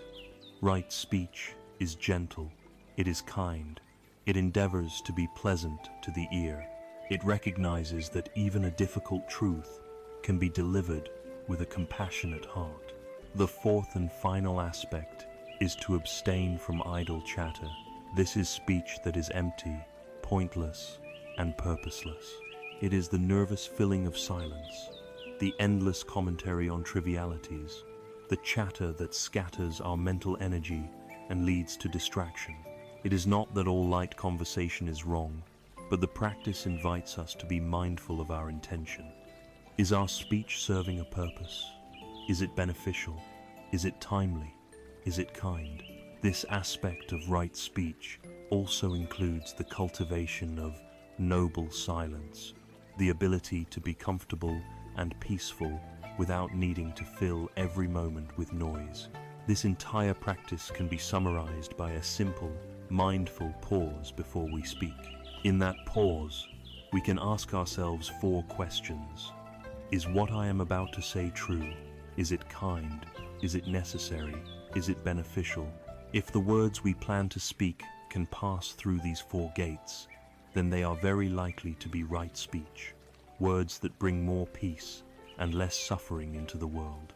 From the realm of words, we move to the realm of our physical deeds. Right action, or samma kammanta, is the application of a compassionate and harmless intention to everything we do with our bodies. It is the practice of moving through the world in a way that respects the lives and well-being of all. Traditionally, this is distilled into 3 core trainings. The first is to abstain from taking the life of any living being. This is the ultimate expression of the intention of harmlessness, ahimsa. It begins with a deep reverence for life, a recognition that every creature, from the most complex mammal to the simplest insect, shares with us a desire to live and to avoid pain. This encourages us to cultivate a gentle and protective attitude toward all beings, to see the world not as a resource to be exploited, but as a community of life to which we belong. The second training is to abstain from taking what is not given. At its most basic level, this means not stealing the physical property of others, but its spirit extends much further. It is about not taking that which is not freely offered, whether it is someone's time, their energy, their trust, or their ideas. It is an intention to live without cheating, without exploiting, and without taking advantage of others for our own gain. Instead of a mind of acquisition, we cultivate a mind of generosity, finding joy in giving rather than in taking. The third training is to abstain from sexual misconduct. This calls for us to bring mindfulness, respect, and kindness into our sexual lives. It means not causing harm to ourselves or to others through our sexual energy. This involves refraining from any form of exploitation, coercion, or deception. It is about honoring the commitments we have made, respecting the emotional and physical well-being of our partners, and ensuring that our sexuality is an expression of genuine connection and care, rather than simply a selfish act of sensual gratification. The principles of ethical conduct then extend into the domain where we spend a great deal of our lives, our work. Right livelihood, or samma ajiva, is the practice of earning our living in a way that is honorable and does not cause harm. It is the integration of right speech and right action into our professional life. The Buddha specifically advised his followers to avoid engaging in any trade that brings harm to others, such as trading in weapons, in poisons, in intoxicants, or in living beings, which would include animal slaughter and human trafficking. In our complex modern world, this principle invites a deep reflection on our careers. Does the work that I do contribute to the well-being of the world, or does it, directly or indirectly, cause suffering? Does my company engage in deceitful advertising? Does my work exploit vulnerable people or degrade the natural environment? This doesn't mean that everyone must quit their job and become a non-profit worker. It means that we are invited to bring our ethical awareness to bear on our livelihood, to strive to make our work a force for good, or at the very least, a force for non-harm. It is about finding a way to live with integrity so that we can feel a sense of peace and pride in how we contribute to the world rather than a sense of conflict or shame. There is a simple story of a powerful king who, being accustomed to grand and complicated undertakings, went to a wise hermit living in the forest and asked for the shortest, most direct path to heaven. The hermit, not at all intimidated by the king, smiled and replied, "Your Majesty, The path is very short and very direct. Speak the truth. Act with compassion. Live a simple life. Heaven is not a destination you travel to. It is the way you live your life. This is the essential secret of Sheila. Right speech, right action, and right livelihood are not a toll we pay in this life to gain entry into some future paradise. They are the very practice of creating a heavenly state of mind, a mind of peace and clarity, right here and now. The ultimate reason for practicing ethics is a psychological one. A mind that is free from the inner thorns of remorse, guilt, agitation, and fear is a mind that is naturally calm, happy, and bright. And only such a mind that is at peace with itself, is capable of settling into the deep states of concentration necessary to uproot the deepest causes of suffering. And so, this training in ethical conduct forms the stable, solid ground beneath our feet. It is the way we take the beautiful intentions of our heart and weave them into the fabric of our daily life, creating a life of integrity, harmony, and non-harming. It is the essential foundation. But to maintain this ethical discipline in a world that is often complex and challenging requires a particular kind of inner strength. It requires patience, resilience, and a tremendous amount of well-managed energy. We need the strength to resist temptation, the perseverance to stay the course when it is difficult, and the wisdom to know how to apply our energy skillfully. This clear need for skillful inner management, for the cultivation of a strong and resilient mind, leads us directly to the next phase of the path, the great training in mental discipline, which begins with the cultivation of right effort. We have now laid the foundation of our spiritual life. With the ethical conduct of Sheila right speech, right action, and right livelihood, we have created a life of outer peace, a ground of integrity, free from the thorns of remorse and guilt. But to walk this path, especially when faced with the pull of our old habits and the challenges of the world, requires more than just a good foundation. It requires fuel. It requires an engine. It requires a sustained and skillful application of energy. This brings us to the heart of the mental discipline section of the path, to the factor known as right effort, or sama vayama. Our modern culture has a very particular and often unhealthy relationship with the idea of effort. We tend to see it as a kind of aggressive, forceful striving. We are taught to grit our teeth, to push through pain, to power toward a goal with white-knuckled determination. This kind of effort is born from tension, anxiety, and a fear of failure. When applied to the spiritual life, this approach is disastrous. It leads to frustration, exhaustion, and burnout. Right effort is the very opposite of this. It is a wise, balanced, and even joyful application of energy, an art form that we learn to cultivate with patience and compassion. It is the middle way between the two extremes of lazy, passive complacency on one side and tense, stressful striving on the other. There is a beautiful story from the Buddha's time that perfectly illustrates this delicate art. There was a monk named Sona who had been a wealthy and accomplished musician before joining the monastic order. He threw himself into the practice with incredible intensity, practicing walking meditation with such relentless fervor that the soles of his feet cracked and bled. He was driven by a fierce desire to achieve enlightenment quickly, but instead of finding peace, he found only exhaustion and deep discouragement. He began to think that the path was not for him, and that he should return to his former, comfortable life. The Buddha, perceiving Sona's state of mind, appeared before him. "Sona," the Buddha asked, "is it true that before you became a monk, you were a skilled player of the lute?" Sona confirmed that he was. The Buddha continued, "Tell me, Sona, what would happen if you tuned the strings of your lute too tightly?"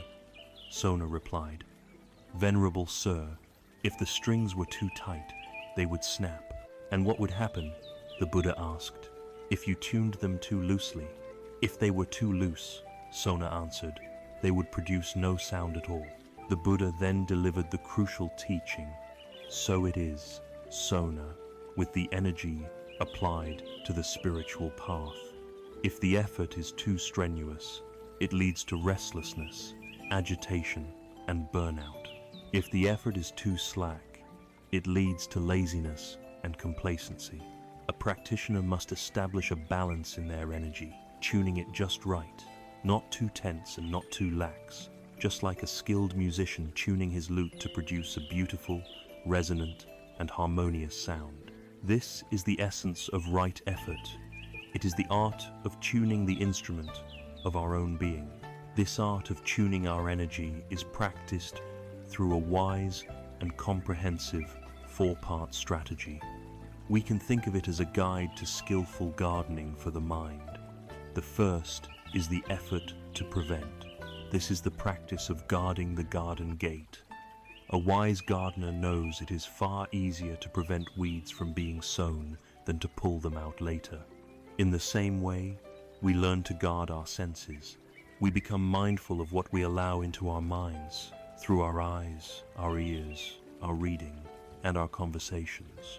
This doesn't mean living in a sterile bubble, but it means making conscious choices. We might choose to turn off a needlessly violent television show, or to walk away from a conversation that has devolved into toxic gossip.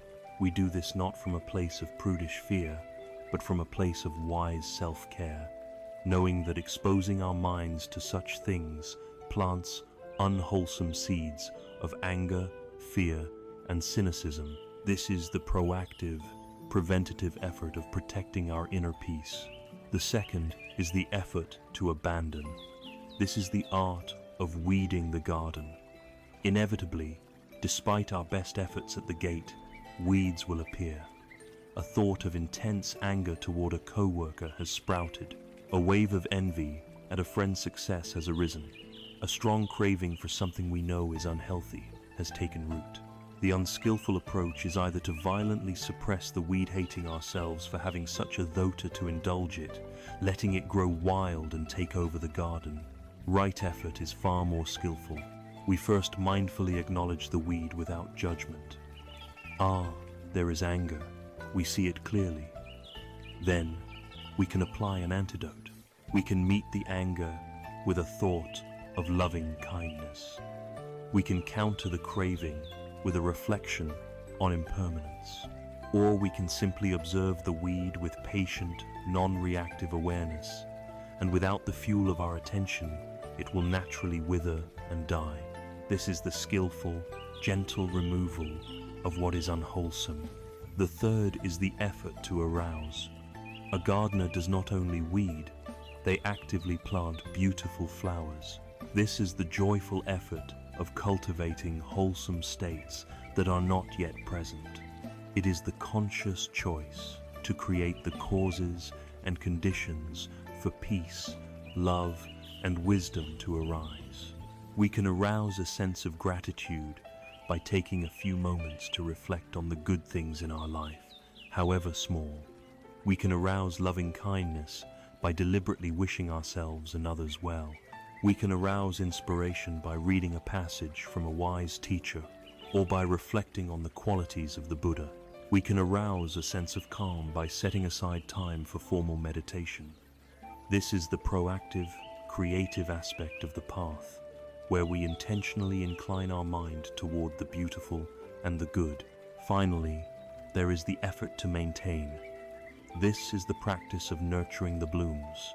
When a wholesome state has arisen, a moment of deep peace in meditation, a feeling of genuine compassion for a stranger, a sense of clarity about a problem, it is often fragile at first.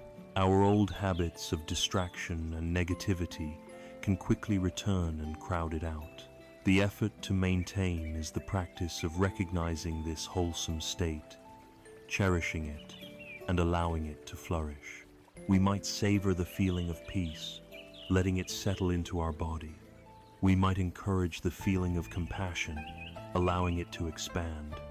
We protect these precious sprouts from the weeds of doubt and distraction. We give them the water of our attention, and the sunlight of our appreciation, allowing them to grow strong and establish deep, lasting roots in the soil of our heart. It is so important to understand the quality of this energy. The Pali word for this spiritual energy is virya, and it denotes something far more than just dogged persistence. It is an energy that is filled with courage, with brightness, and even with a sense of delight. It is the joyful, tireless energy a child has when engrossed in a creative project, not the grim, dutiful energy of someone forcing themselves to do a task they hate. This joyful quality arises directly from right view. When we have a glimpse of the possibility of freedom from suffering, when we understand the beauty and coherence of the path, the effort to walk it is not a burdensome chore. It is a profound privilege. The energy is fueled by a sense of inspiration and confidence in the path, rather than by the anxious striving of the ego. This also means understanding that rest is not the enemy of effort. It is an essential component of it. A wise practitioner knows when to push forward and also when to be gentle, when to rest and recuperate. Sometimes, right effort is simply the effort to be kind to ourselves when we are tired or discouraged. In this way, right effort becomes the wise, compassionate, and balanced management of our life force. It is the art of tuning our being, transforming the spiritual journey from a struggle into a dance. It is the engine that moves the wheel of the path forward, preventing us from getting stuck in the mud of laziness or from spinning out of control with anxious striving. This well-tuned, sustainable, and joyful energy is exactly what we need to support a stable and consistent practice. It provides the resilience and the inner stamina to stay present with our experience, day after day, without losing heart. With our energy now rightly balanced, we have the capacity to sustain our awareness, to hold our mindfulness not just for fleeting moments, but as a steady, continuous presence. This stability is the gateway to the deeper dimensions of the mind, which are explored through the heart of formal meditation practice, through right mindfulness and right concentration. With our ethical life providing a stable ground beneath us, and our energy tuned like a fine instrument, we now arrive at the very heart of the path's training. We come to the formal practice of meditation, the silent laboratory where all the principles we have discussed are put to the test and realized directly. This practice encompasses the final two spokes of the great wheel: right mindfulness, samasati, and right concentration, samasamadhi. For many, the word meditation is shrouded in mystery and misconception. We imagine it involves contorting our bodies into impossible positions, forcing the mind to become a blank void, or waiting for dramatic visions and flashes of cosmic insight. The reality is far more simple, more practical, and more profound. Meditation is the simple, courageous act of sitting down and being with ourselves, just as we are. It is the dedicated time we set aside to stop doing and to simply be. It is here, in this space of stillness, that we can observe the workings of our own mind and heart, not as a theoretical concept from a book, but as a living, breathing experience. We have spoken of mindfulness as a general quality of awareness to be brought into daily life. Right mindfulness, as a formal factor of the path, refers to a more systematic and focused application. It is the practice of maintaining a bare, non-judgmental awareness on the totality of our present moment experience. The Buddha laid out a comprehensive guide for this, known as the Four Foundations of Mindfulness. This is the territory we explore when we sit on the cushion. First, we establish mindfulness of the body. We become intimately aware of the physical form, the posture, the points of contact with the ground, and most importantly, the ceaseless, rhythmic sensation of the breath. The body is our anchor to the present moment. It is always here, always now. By resting our attention in the body, We pull our scattered mind back from its wanderings in the past and future. Second, we cultivate mindfulness of feelings or sensations. As we sit, a continuous stream of feelings arises. Pleasant, unpleasant, and neutral. An itch on the nose is unpleasant. A feeling of deep calm is pleasant. The sensation of our hands resting in our lap might be neutral. The practice is to observe this flow of feeling tones without reacting to them. We see the pleasant feeling arise and pass away without clinging to it. We see the unpleasant feeling arise and pass away without aversion. We learn to sit with the raw texture of experience, discovering that all feelings, no matter how intense, are impermanent. Third, we establish mindfulness of the mind itself, or consciousness. We begin to notice the overall state of our mind. Is the mind agitated, like a stormy sea? Is it drowsy and dull, like a foggy morning? Is it clear and bright, like a sunny sky? We are not judging the state of the mind, but simply recognizing it, as if we were a meteorologist observing the weather. This creates a powerful separation. We are not the anger, we are the one who is aware of the anger. Fourth, we cultivate mindfulness of dhammas, or mental objects and principles. This is where we begin to see our experience through the lens of wisdom. We see a thought of greed arise, and we recognize it as the hindrance of sensual desire. We feel a wave of peace, and we recognize it as a wholesome mental state. We begin to see the law of cause and effect playing out in real time within our own consciousness. These four foundations, practiced together, create a complete and holistic awareness of our entire being. The practice of sitting meditation, known in the Zen tradition as Zazen, is the formal container for this exploration. The instructions are simple. We find a posture that is both stable and relaxed, either sitting on a cushion on the floor or upright in a chair. The spine is kept straight but not stiff, like a noble mountain, allowing energy to flow freely. The hands can rest in the lap, and the eyes can be gently closed or left half open with a soft, unfocused gaze. Our primary anchor is the breath. We rest our attention on the simple, physical sensation of the air moving in and out of our body. Some Zen traditions advocate for a practice called shikantaza, which means just sitting. Here, there is no specific anchor. The practice is to maintain a wide, open, objectless awareness, simply being present with whatever arises in the field of consciousness, without grasping and without rejecting. For others, a koan paradoxical question like, "What was your original face before your parents were born?" is used.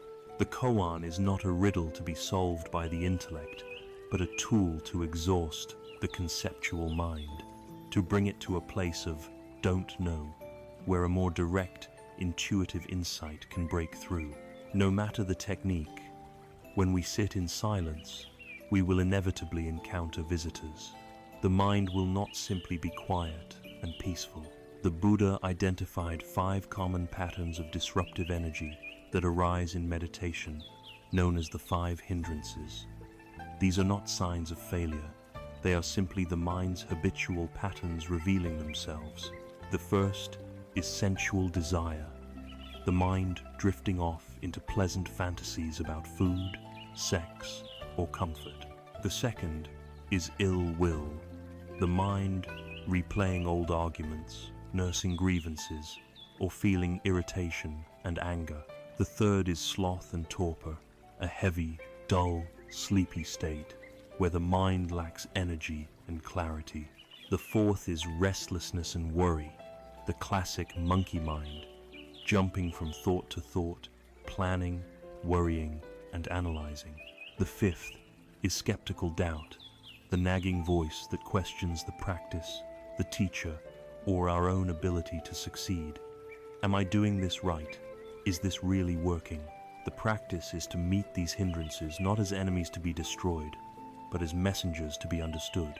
We meet them with mindfulness, noting desire, anger, sleepiness, and we gently, patiently, and repeatedly return our attention to our anchor, be it the breath or the simple act of sitting.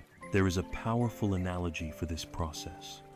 Imagine you have a glass of water filled with dirt and mud. The water is murky and opaque. If you wish for the water to become clear, you do not need to do anything forceful. You would not stir it more vigorously, nor would you try to painstakingly pick out each particle of sediment. You would simply set the glass down on a stable surface and let it be still.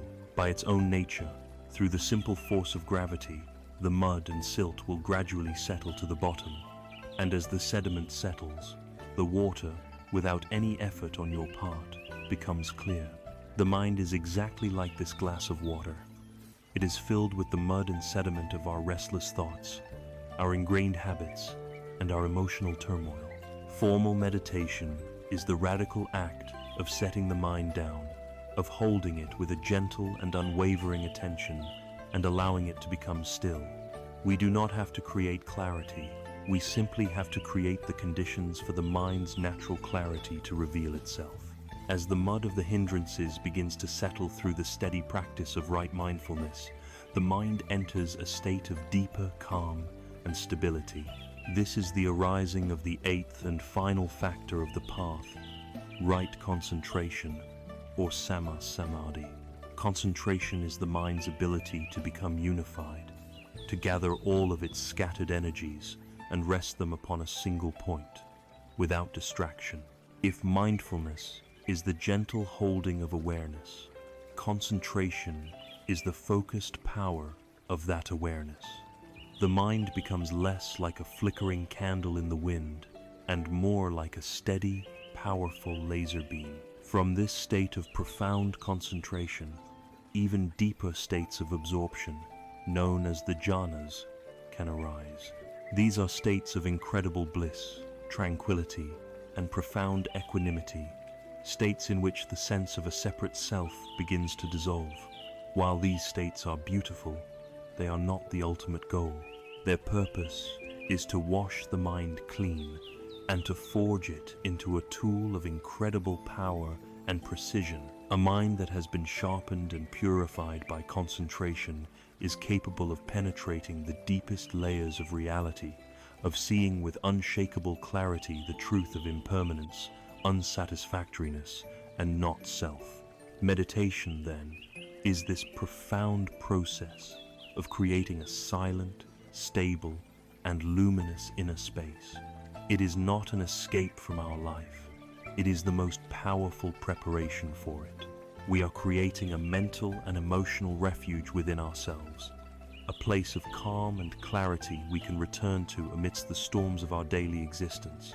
When the water of the mind has settled and the light of concentration shines brightly, we can finally use this purified instrument to see clearly. We can now turn this powerful, focused awareness toward the most tangled and difficult knots in our lives, ingrained emotional reactions, our deepest fears, and the complex, karmic patterns that define our relationships with others. With this clear and steady mind, we are now fully equipped to look deeply into the very heart of our so-called soul contracts, to understand the nature of our karmic connections, and to find the path to their resolution. With the mind now settled, clear, and stable from the practice of meditation, we have forged a powerful instrument. It is like a lantern, its flame now steady and bright, no longer flickering in the winds of distraction. We are now ready to carry this lantern into one of the most dimly lit and complex chambers of our human experience, the realm of our relationships. It is here, in our connections with others, that we often find our most profound joy and our most intense suffering. It is here that the idea of a soul contract feels most potent and real. We feel bound to certain people, our parents, our children, our partners.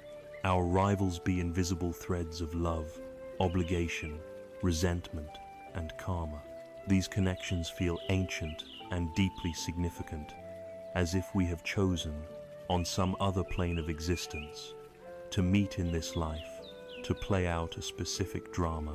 With the clear light of our practice, we can now look deeply into the nature of these karmic bonds, not to assign blame or to validate a story of fate, but to find the path to true freedom and healing that lies hidden within them. The first, most transformative insight we can bring to our relationships is this: the other person is a mirror. The strong emotional reactions we have, the sudden, intense anger, the deep-seated irritation, the overwhelming attraction, the painful feeling of betrayal are not, in fact, caused by the other person. They are triggered by them. The other person's words or actions are simply the stone that strikes the bell of our own consciousness, and the sound that rings out, whether it is a beautiful chime or a jarring clang, is the sound of our own karma. The other person is a mirror reflecting a seed that already exists deep within our own mind. When we find ourselves intensely angered by someone's arrogance, for instance, the mirror is inviting us to look within. Where does this powerful reaction come from?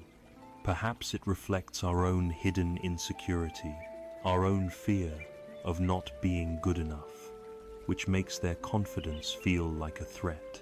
Or perhaps, if we are brutally honest, it reflects a shadow of our own unacknowledged arrogance. We often despise most in others the very traits we deny in ourselves. The person who irritates us the most is often our greatest teacher, our Kalyana Mitta, in a very convincing disguise. They are showing us, with perfect precision, exactly where our practice needs to be focused. The work is not to try and fix the mirror, to polish it or to break it. The work is to look deeply into the reflection it provides, and to work with the image we see there. Let us make this a direct contemplation. Bring to mind, gently, a person with whom you have difficulty. It could be a family member, a colleague, or a public figure. Picture a recent interaction that left you feeling angry, hurt, or frustrated. Now, instead of replaying the story of what they did wrong, turn the bright lantern of your awareness inward. What is the primary emotion that arises in you when you think of this person? Is it anger, fear, a sense of injustice, sadness? Now, where do you feel this emotion in your body? Is it a tightness in your chest, a burning in your stomach, a clenching in your jaw? Breathe with this physical sensation. Now, ask yourself, have you felt this exact feeling before, perhaps in a different time, with a different person? Does it have a familiar quality? You may begin to see that this person is simply the latest actor to play a role in a very old drama within your own heart. They are activating an old wound, an old pattern. The gift they are offering you, however painful, is the opportunity to finally see this pattern clearly and to begin to heal it. The same principle applies to our intense attachments. When we feel we cannot live without someone, that our happiness depends entirely on their love and approval, the mirror is showing us our own inner poverty. We are looking to them to fill a void that can only be filled from within. The work, then, is not to cling more tightly to the other person, but to begin the courageous journey of cultivating our own inner wellspring of validation and peace. By applying the wisdom of anatta, not self, we can further depersonalize these encounters. We begin to see that the difficult person is not a solid, permanent entity called my enemy. They are a flowing, changing process of the 5 aggregates, just like us, conditioned by their own history, their own suffering, and their own ignorance. We are not reacting to a person, but to a temporary expression of causes and conditions. This seeing creates a space around the situation, a space where compassion and understanding have a chance to be born. When we see that the suffering we experience in relationships is a reflection of our own inner patterns, and that the other person is also caught in their own web of suffering, a new possibility arises. We can engage in a practice that directly reverses our most deeply ingrained habit, the habit of self-cherishing. Our default setting is to seek pleasure for ourselves and to push pain away. There is a profound and ancient practice, most famously articulated in Tibetan Buddhism, that flips this entirely on its head. It is called Tonglen, which means giving and receiving. It is a form of alchemy for the heart, a way to breathe in suffering and to breathe out peace, transforming poison into medicine. The practice is simple in its form, but radical in its implications. You begin by finding a quiet place and settling into your meditation posture. First, you practice on yourself. You connect with your own pain, your anxiety, your grief, your physical discomfort. On the in-breath, you visualize breathing that suffering into your heart. You breathe it in as a dark, heavy, hot smoke, accepting it completely, holding it in a space of compassion. You are not trying to get rid of it. You are meeting it with unconditional kindness. Then, on the out-breath, you breathe out whatever is the opposite of that suffering. You breathe out peace, relief, coolness, and clarity, visualizing it as a bright, healing, white light that fills your entire being. After practicing on yourself, you bring to mind someone you care about who is suffering. Perhaps a friend is sick, or a family member is grieving. On the in-breath, you sincerely breathe in their sickness, their grief, imagining you are taking it from them as that same dark smoke, freeing them from their burden. In your heart, you hold their pain with limitless compassion. Then, on the out-breath, you send them everything they need. You breathe out health, happiness, and peace, sending that beautiful, healing light to surround and fill them. The next step is the most challenging and transformative. You bring to mind the difficult person, the one who acts as your mirror. You look past their actions and you connect with the suffering that must be driving them.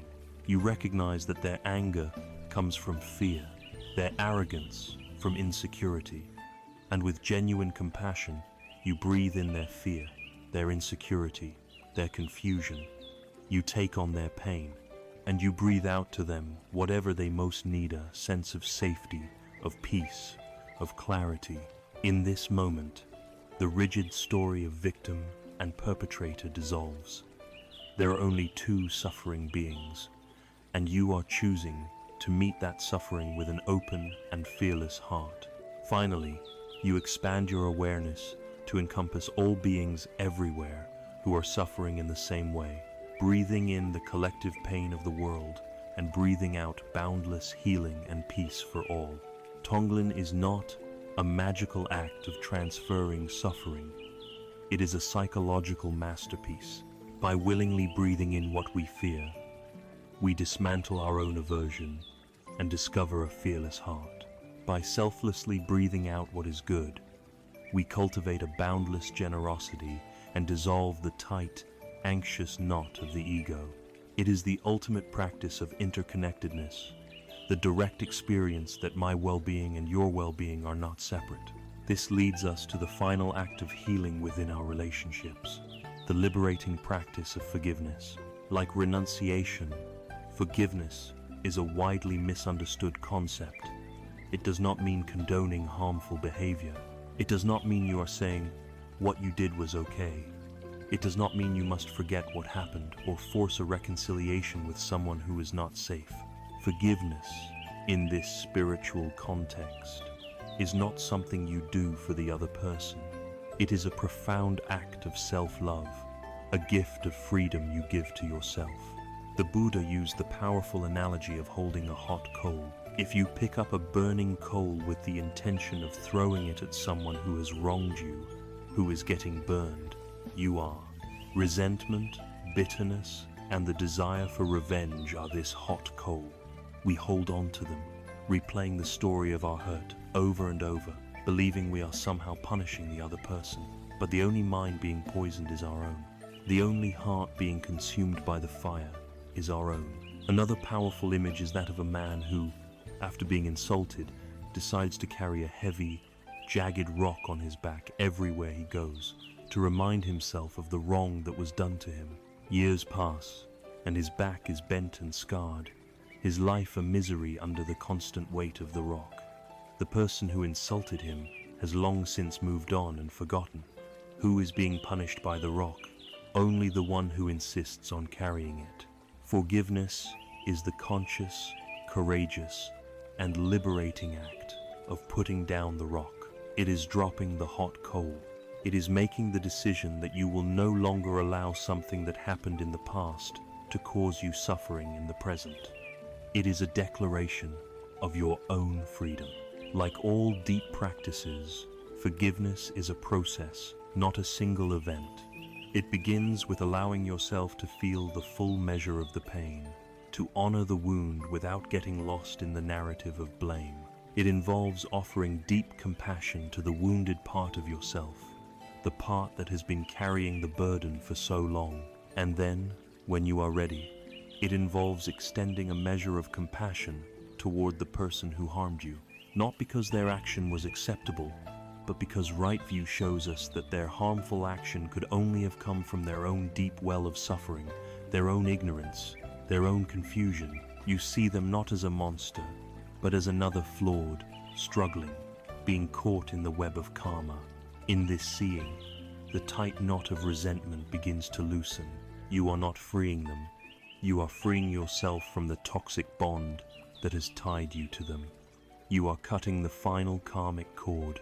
In looking at our relationships through these three lenses, the other as a mirror, the alchemy of compassion, and the liberation of forgiveness, the entire notion of a binding, deterministic soul contract dissolves.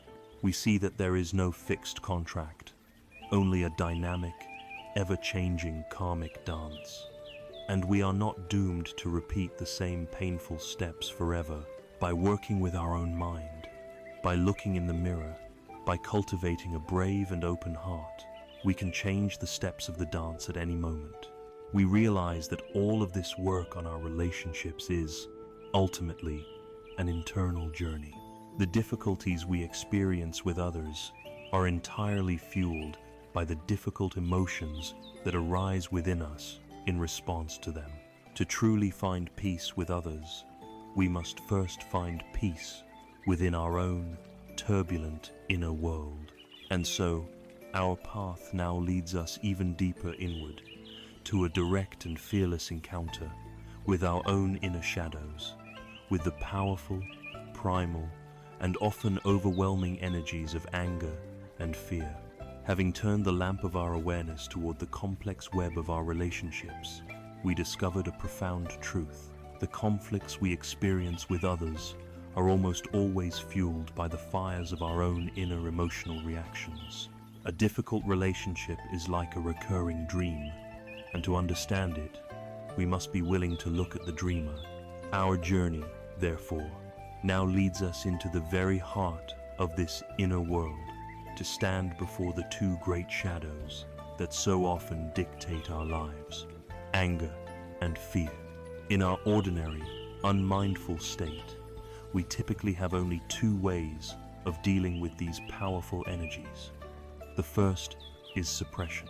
We feel the heat of anger or the chill of fear, and we deem it bad or unspiritual, so we push it down, clench our jaw, and pretend it isn't there.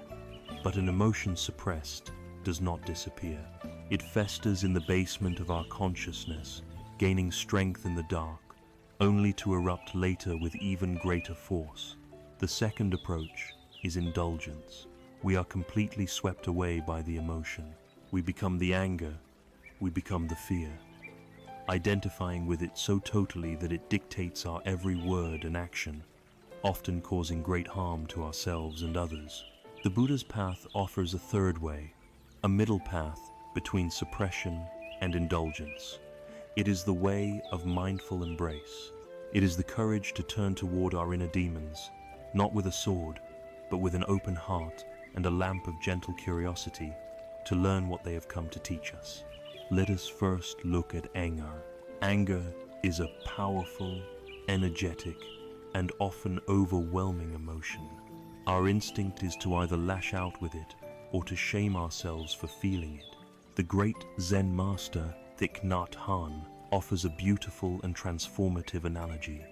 He teaches us to think of our anger as a crying baby. When a baby begins to wail, a good parent does not yell at it to be quiet.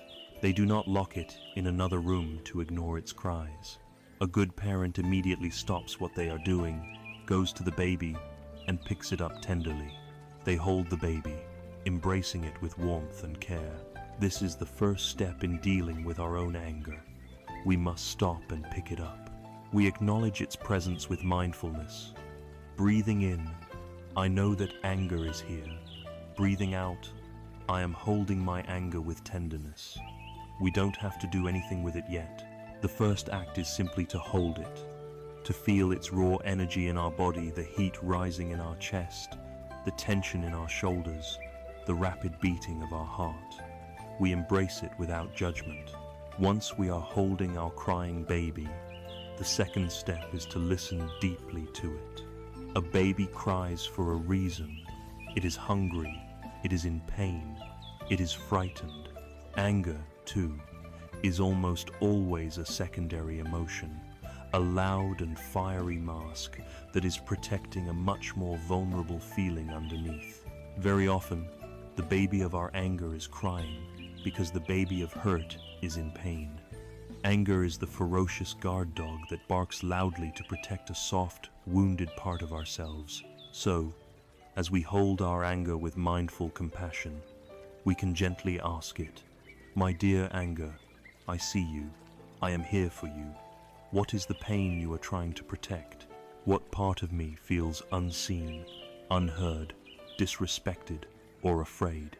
This inquiry is not an intellectual analysis. It is a heartfelt listening.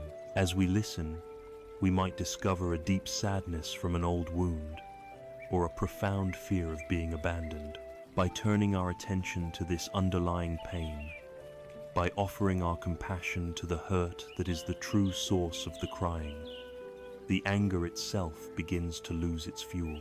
Its job as a protector is no longer needed, because we, with our own mindfulness and compassion, have arrived to care for the wounded child within. We are no longer at war with our anger. We have become a loving parent to it. Now let us turn to anger's close relative, fear. Fear is one of the most primal energies in our consciousness, and it underlies so much of our anxiety, our stress, and our resistance to life. At its deepest root, most of our psychological fear is connected to the core delusion of a solid, permanent, separate self. We construct this idea of me, this ego, and then we spend the rest of our lives in a state of anxiety, trying to protect and defend it. We fear failure because it threatens the ego's image of success. We fear criticism because it threatens the ego's need for approval. We fear uncertainty because it threatens the ego's desire for control.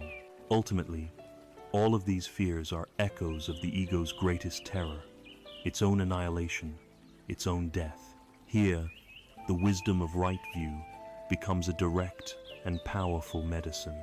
The teachings of anatta, not self, and anicca, impermanence, are the ultimate antidotes to fear. When a wave of fear washes over us, we can use our practice to gently investigate its object. We can ask ourselves, what is this I that I am so desperately afraid for? We can look for it in the 5 aggregates. Is it this body, which is an ever-changing process of nature, destined to age and decay according to its own laws? Is it these feelings, which arise and pass away like clouds? Is it these thoughts, which are as ephemeral as bubbles? The more we look for a solid, unchanging self to protect, the more we realize there is nothing there to find. This seeing does not lead to a feeling of nihilism, but to a profound sense of relief. If there is no solid thing to defend, what is there to fear? We can also apply the contemplation of impermanence. We are afraid of losing our health, but our health was always, by its very nature, impermanent. We are afraid of a relationship ending, but we know from right view that all conditioned things are subject to change. This contemplation does not make us callous or uncaring. It makes us brave. It allows us to participate fully in the beautiful, flowing, unpredictable dance of life without being paralyzed by the fear of change. We let go of our resistance to the fundamental nature of reality, and in that letting go, we find an unshakable peace that fear cannot touch. To make this process of embracing difficult emotions more concrete, the contemporary mindfulness teacher Tara Brach has synthesized these ancient teachings into a beautiful and practical meditation known by the acronym RAIN. It is a 4-step guide to bringing healing and self-compassion to our most difficult inner states. The first step is R, recognize. This is the simple act of mindfulness we have been discussing. When a strong emotion arises, we pause and mentally whisper its name: anger, fear, shame, sadness. This simple act of naming it prevents us from being completely hijacked by the emotion. It creates a space of awareness. We see that the emotion is present, but we are not lost in it. The second step is A, allow. This is a radical and courageous step. We let the emotion be there. We give it permission to exist. We stop fighting with our own experience. So often, our suffering is amplified, not by the initial emotion, but by our secondary reaction of resistance to it. We feel angry, and then we feel guilty for being angry. We feel fear, and then we feel ashamed of our fear. The A of RAIN is the practice of letting go of this inner war. We can whisper to ourselves, "This is allowed to be here," or "Yes, this belongs." We release our resistance and allow the wave of emotion to move through us without needing it to be different than it is. The third step is I, investigate. With a spirit of gentle, non-judgmental curiosity, we turn our attention more deeply toward the experience. This is not a cold analysis. It is an investigation with kindness. We might ask, what does this emotion really feel like as a raw, physical sensation in my body? Where is it most intense? Or we might ask the questions of a compassionate friend. What is this emotion telling me? What does this vulnerable part of me believe right now? What does this hurting part of me most need? This gentle inquiry helps us to get underneath the story and to connect with the raw, vulnerable truth at the heart of the emotion. The final step is N, nurture. Having recognized, allowed, and investigated the emotion, we now actively offer ourselves the care and compassion that was needed. If we discovered that our anger was masking a deep sense of hurt, we can now nurture that hurt. We might place a hand over our heart, a universal gesture of tenderness. We might offer ourselves words of kindness, the very words we might have longed to hear from someone else. It's okay. I'm sorry you were hurt. I am here for you. We learn to become our own loving parent, our own best friend. This act of nurturing soothes the wounded child within and satisfies the deep need that was driving the difficult emotion in the first place. The original N in this acronym stood for non-identification, the wisdom of realizing that we are not the emotion, we are the awareness that perceives it. This is the ultimate freedom, but the practice of nurture is the essential act of heart that makes this wisdom possible. By engaging with our inner shadows in this way, with the mindful embrace of a parent and the systematic kindness of rain, we begin a profound process of inner transformation. Anger and fear cease to be terrifying monsters lurking in the dark.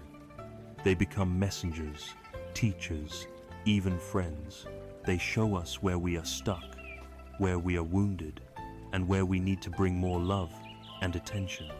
By learning to be at peace within our own hearts, we cease to be at war with ourselves. And when our inner world is no longer a battlefield, it naturally and effortlessly becomes a source of peace for others. When we have learned to hold our own suffering with such unconditional tenderness, the natural, spontaneous next step is to extend that same boundless quality of heart outward to all beings. This leads us directly to the great, radiant practice of universal compassion, the practice of karuna. When we learn to turn toward our own inner darkness, when we learn to hold the crying baby of our anger and to sit with the trembling of our fear, something remarkable begins to happen. The inner war subsides. A space of quiet, tender acceptance opens up within us. We learn, perhaps for the first time, what it means to be a true friend to ourselves. This cultivation of inner friendship, of self-compassion, is not the end point of the journey. It is the vital and necessary foundation for the heart's greatest potential to unfold. For when our own heart is no longer a battlefield, it naturally becomes a sanctuary, a place of refuge not only for ourselves, but for the entire world. From this ground of inner peace, we are now ready to explore the most radiant and transformative quality of the awakened mind. We are ready to cultivate the boundless heart of compassion, known in the ancient Pali language as karuna. It is essential to understand what this compassion truly is, for the word is often used in ways that are misleading. True karuna is not pity. Pity looks down from a position of superiority. It says, "Oh, you poor thing," and in doing so, it reinforces the separation between the one who is suffering and the one who is observing. Pity creates distance.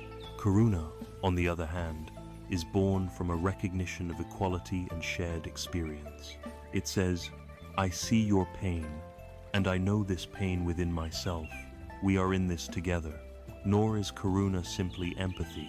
Empathy is the ability to feel what another person is feeling. While it is a vital component of compassion, empathy alone can be overwhelming. If we simply absorb the suffering of the world without the balancing factor of wisdom, we can quickly burn out, becoming paralyzed by what is called empathic distress.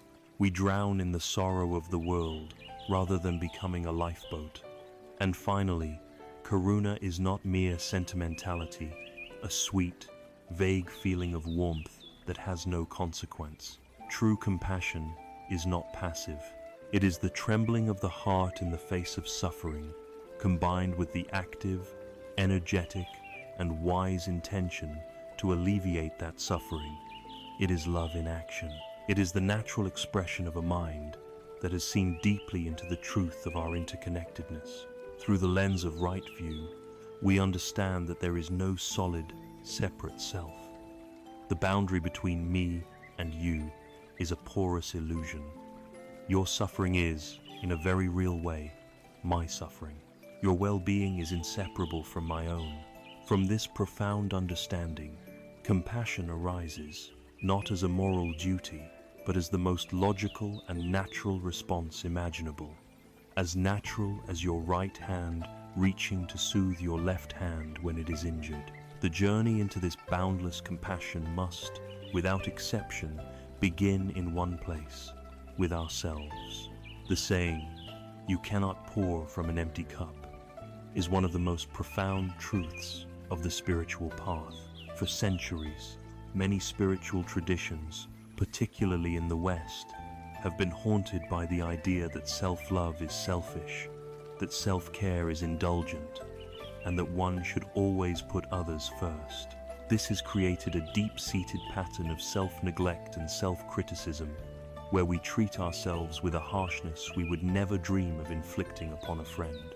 We believe we can force ourselves to be compassionate to others while maintaining a state of inner warfare with ourselves. This is impossible.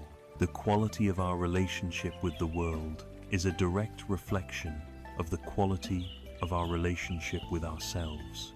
If our inner world is governed by a harsh inner critic, by feelings of unworthiness, by a sense of not being good enough, any compassion we show to others will be tainted. It will be strained, resentful, or done from a place of duty rather than genuine, overflowing love. Therefore, the most fundamental practice of karuna is the cultivation of self-compassion. It is learning to offer ourselves the same kindness, tenderness, and forgiveness we would offer to a beloved friend who is struggling. Let us try this now, as a direct experience. Bring to mind something you are struggling with, a recent mistake you made, or a way in which you feel you have fallen short. Notice the familiar voice of your inner critic as it arises. Notice the feelings of shame or inadequacy. Now, see if you can make a conscious shift. Place a hand gently over your heart. Feel the warmth of your own hand on your own body.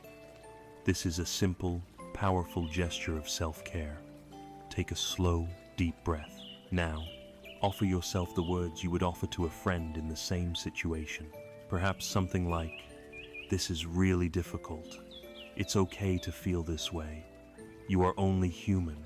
You are doing the best you can with what you know." Feel the intention behind these words.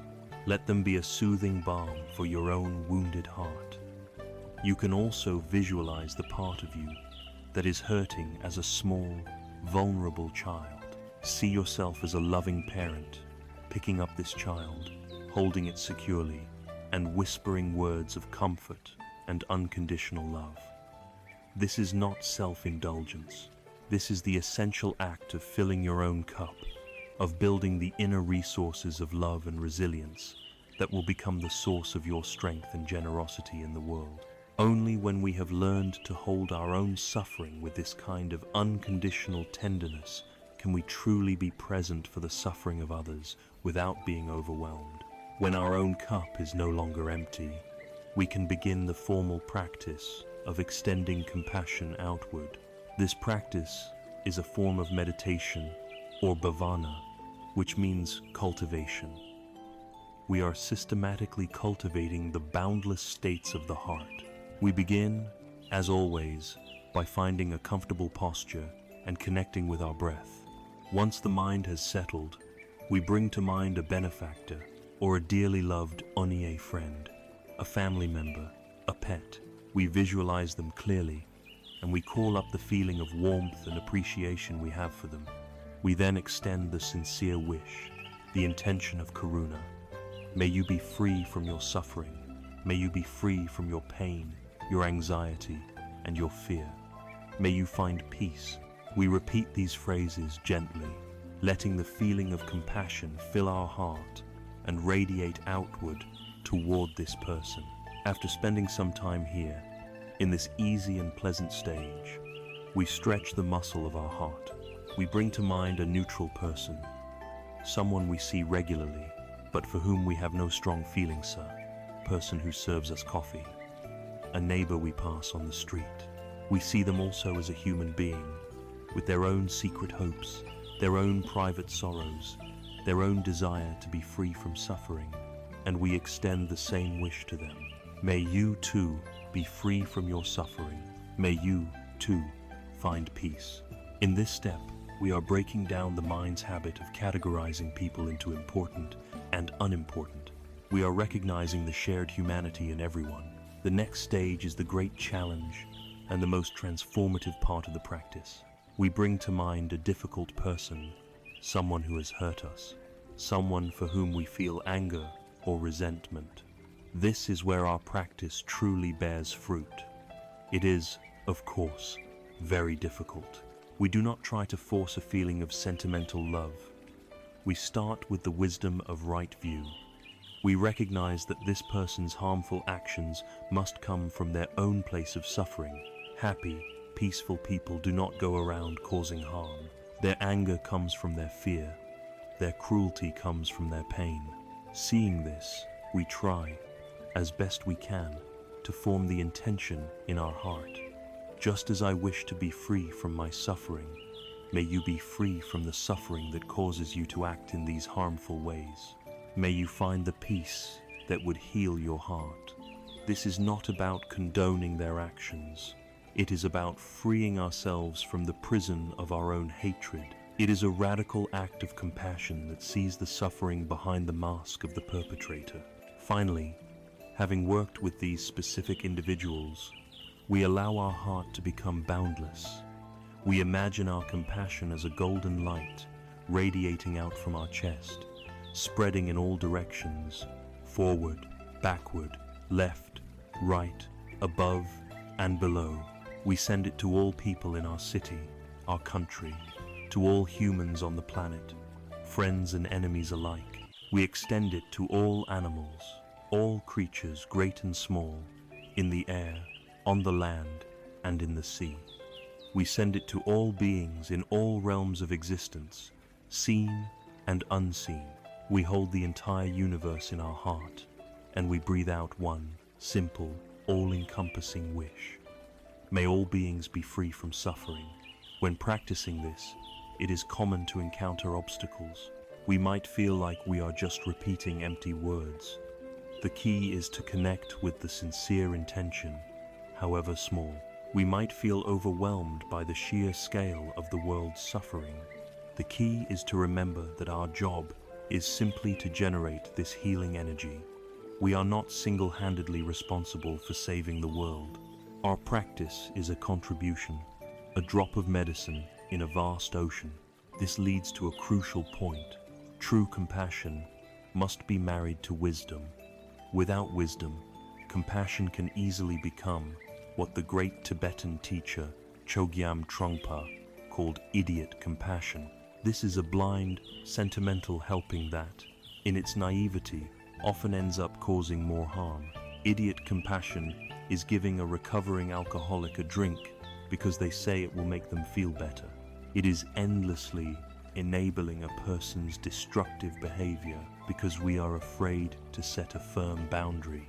It is giving money to a scam artist because they tell a convincing sob story. True compassion, karuna, is guided by prajna, or wisdom. Wise compassion understands that sometimes the most compassionate action is to say no. Sometimes the kindest thing to do is to let someone experience the natural consequences of their actions. Sometimes compassion must be fierce, like a mother who grabs her child to pull them away from a busy street. Her action might seem rough, but it is motivated by the purest love and the desire to prevent harm. Wise compassion is not about being nice. It is about being effective in the genuine reduction of suffering.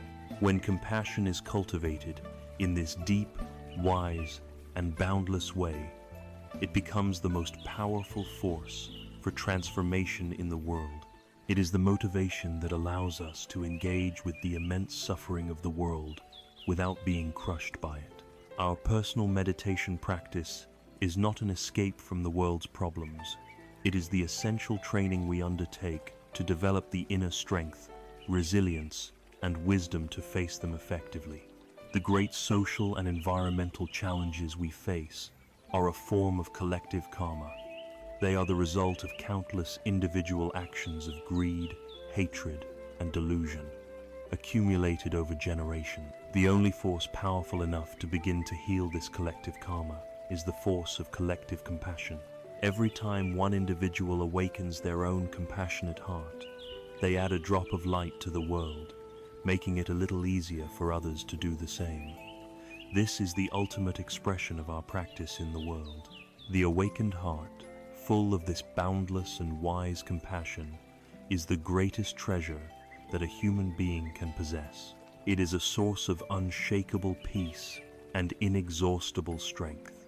It is a wealth that can never be stolen, a joy that does not depend on external circumstances.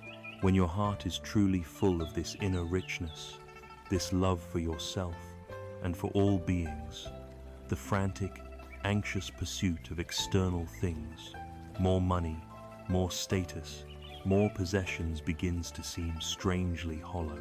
The world's definition of wealth starts to look like a form of poverty. You have discovered a different kind of richness, an inner abundance that the material world can never offer. This profound shift in values, from an outer to an inner orientation, is the next great step on our journey of liberation. It is the path to escaping the gilded cage of materialism. When the heart has been softened and expanded by compassion, a profound inner richness begins to dawn. We discover a source of well-being that is not dependent on external conditions. a wealth that cannot be measured in any currency.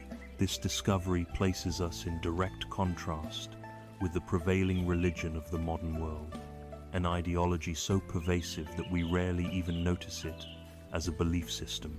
This is the religion of materialism. It is a faith that promises salvation through consumption, that offers up products as prayers, and that designates the shopping mall and the online marketplace as its temples. It is a creed that whispers to us from every screen and billboard with one simple, powerful message. You are not enough as you are, but you can be if you just acquire the right thing. We are born into the most materially abundant societies in human history, surrounded by conveniences and luxuries unimaginable to our ancestors. And yet, we are plagued by unprecedented levels of anxiety, depression, and a pervasive sense of lack. Why is this? We must turn the lamp of our awareness now to this great illusion, to understand the mechanics of this false promise, and to uncover the path to a true and lasting wealth. In Buddhist cosmology, there is a realm of beings known as pretas, or hungry ghosts. These are pitiable creatures, often depicted with tiny, needle-thin throats and huge, distended, and agonizingly empty bellies. They are consumed by a ferocious hunger and thirst, but they can never, ever be satisfied. No matter how much they try to consume, the tiny opening of their throat ensures that only the smallest trickle can pass through, offering no relief to the vast, aching emptiness of their stomach. This ancient image is perhaps the most accurate psychological portrait of the modern consumer mind. Our culture is a sophisticated and relentless factory for manufacturing hungry ghosts. The entire engine of modern advertising is designed not to satisfy our needs, but to create and amplify a constant, gnawing sense of lack. It is a system built to make us feel perpetually dissatisfied with what we have and who we are. Think of how this system works. It is a dark parody of the Four Noble Truths. First, it presents its own version of the truth of suffering. You are unhappy. Your skin is not clear enough. Your car is not new enough. Your life is not exciting enough. You are lacking. Second, it presents the truth of the cause of this suffering. The cause of your unhappiness is the fact that you do not own our product. Third, it presents the truth of the cessation of suffering. A happy, fulfilling life is possible. You can be desirable, successful, and content. And finally, it presents the path to that cessation. The path to this happiness is to go to the store, to click add to cart, to buy what we are selling. We take the bait, we make the purchase, and for a moment, there is a flicker of pleasure, the thrill of the new acquisition. The hungry ghost has received its tiny drop of water, but then, inevitably, the law of anicca, impermanence, asserts itself. The novelty wears off. The new car gets a scratch. A newer, better phone is released. The underlying feeling of lack, the empty belly of the hungry ghost, begins to ache again, and we are already looking for the next purchase, the next fix. This is the cycle of samsara, played out in the aisles of the department store. An endless, exhausting loop of desire, temporary gratification, and renewed dissatisfaction. The path to freedom from this gilded cage begins with cultivating the direct antidote to the hungry ghost mentality. This is the beautiful and peaceful quality of santuti, which translates as contentment. Contentment is not a passive resignation to our circumstances. It is not giving up on improving our lives. It is the active, mindful, and joyful appreciation for what we already have, right here and now. It is a radical shift in perspective, from a mind that is constantly scanning the horizon for what is missing, to a heart that is fully present with the abundance that is already here. The great Stoic philosophers of ancient Greece had a saying, Wealth consists not in having great possessions, but in having few wants. This is the very essence of Santuati. A billionaire who is consumed by a restless desire to become a trillionaire is, from a spiritual perspective, living in a state of profound poverty.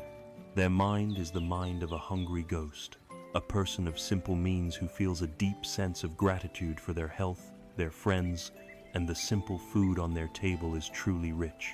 Their heart is full. Let us practice this right now. Pause for a moment. Look around your immediate surroundings. See if you can identify 5 things for which you can feel a genuine sense of appreciation. Perhaps it is the chair that is supporting you. It is a complex object, born of a tree, designed by a mind, built by hands, that now offers you a place of rest. Perhaps it is the light in the room that allows you to see. Perhaps it is the simple miracle of a glass of clean, cool water, a luxury that a vast portion of humanity lacks. Perhaps it is a memory of a kind word someone offered you today. The practice of contentment is the practice of training our attention to notice the countless blessings that we so often take for granted. It is learning to see the world through a lens of gratitude rather than a lens of lack. When we do this, the constant, anxious, striving for more begins to quiet down. We find that we already have enough. We are enough. If contentment is the quality of appreciating what we have, then the active expression of this abundance is the practice of dana, which means generosity or giving. Dana is the most powerful medicine for the poison of greed and attachment. It is the practice that directly dissolves the ego's obsessive tendency to identify with possessions and to cling to them. The hungry ghost mentality is one of desperate accumulation. The practice of dana is one of joyful release. The Buddha taught that the act of giving is a triple blessing. It brings joy to the giver before the act, as they form the generous intention. It brings joy during the act, as they see the happiness their gift brings. And it brings joy after the act, as they reflect on their own goodness. It is a reliable and immediate source of happiness. This practice of generosity takes many forms. There is, of course, the giving of material things. This can be sharing our financial resources with those in need, offering food to the hungry, or simply going through our own homes and decluttering our lives, giving away the things we no longer need to someone who can use them. This act of letting go of possessions is a powerful practice of non-attachment. We begin to see that these things were never truly ours to begin with. We are simply temporary stewards. We can also practice the giving of our time and our skills by volunteering for a cause we believe in or helping a friend in need. Even more profoundly, we can give the gift of fearlessness by living an ethical life. By practicing right speech and right action, we give a gift of safety to everyone we meet. People know that in our presence, they do not need to fear being harmed, lied to, or exploited. This is a rare and precious offering, and perhaps the highest form of dana is the giving of the Dharma, the sharing of these teachings of wisdom and compassion, not by preaching or trying to convert anyone, but by embodying them in our own life and offering guidance and support to those who ask for it. Every act of giving, no matter how small, loosens the grip of the ego, softens the heart, and affirms our connection to others. By cultivating contentment and generosity, we find our way to a life of elegant simplicity. We step off the exhausting treadmill of consumerism. We free ourselves from the anxiety of acquisition and the fear of loss. We discover that true wealth has nothing to do with the numbers in our bank account and everything to do with the quality of our heart. This inner simplification has profound outer consequences. A life of simplicity is, by its very nature, a life that is gentler on the planet. When we consume less, we create less waste. When we find joy in relationships, in nature, and in our own inner world, Rather than in endlessly accumulating new products, we reduce our carbon footprint. The inner path to liberation and the outer path to ecological sustainability are not separate. They are two sides of the same wise understanding. And so, we complete the shift from the impoverished mindset of the hungry ghost, forever seeking and never finding, to the rich and abundant heart of contentment and generosity. We have discovered a true wealth, an inner peace that the world cannot give and cannot take away. This profound act of simplifying our lives, of letting go of our obsessive attachment to the solid things of the world, does more than just bring us peace. It clears our vision. It prepares our mind to see an even deeper truth. By ceasing our frantic focus on the forms of the world, the houses, the cars, the clothes, the bodies, we create the mental and emotional space to perceive the very nature of form itself. We are now ready to look past the solidity of the material world and to glimpse its transparent, shimmering, and interconnected nature. We are ready to explore the most profound and liberating teaching of all, the teaching of sunyata, or emptiness.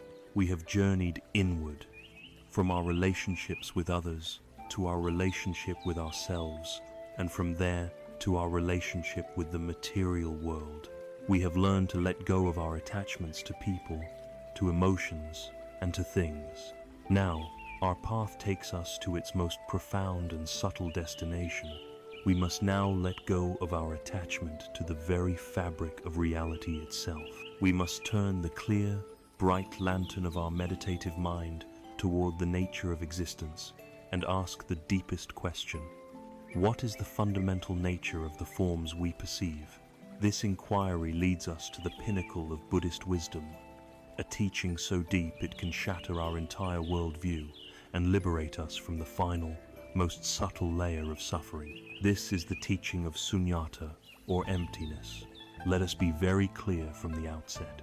When we hear the word emptiness in a spiritual context, our Western mind, conditioned as it is, often recoils. It sounds negative, bleak, even nihilistic. We imagine a cold, dark, meaningless void, a black hole where everything disappears into nothingness. This is the most profound misunderstanding of the teaching. Sunyata does not mean non-existence. In fact, the Buddha taught that emptiness is the very reason things can exist, that it is the ground for all life, all vibrancy, and all change.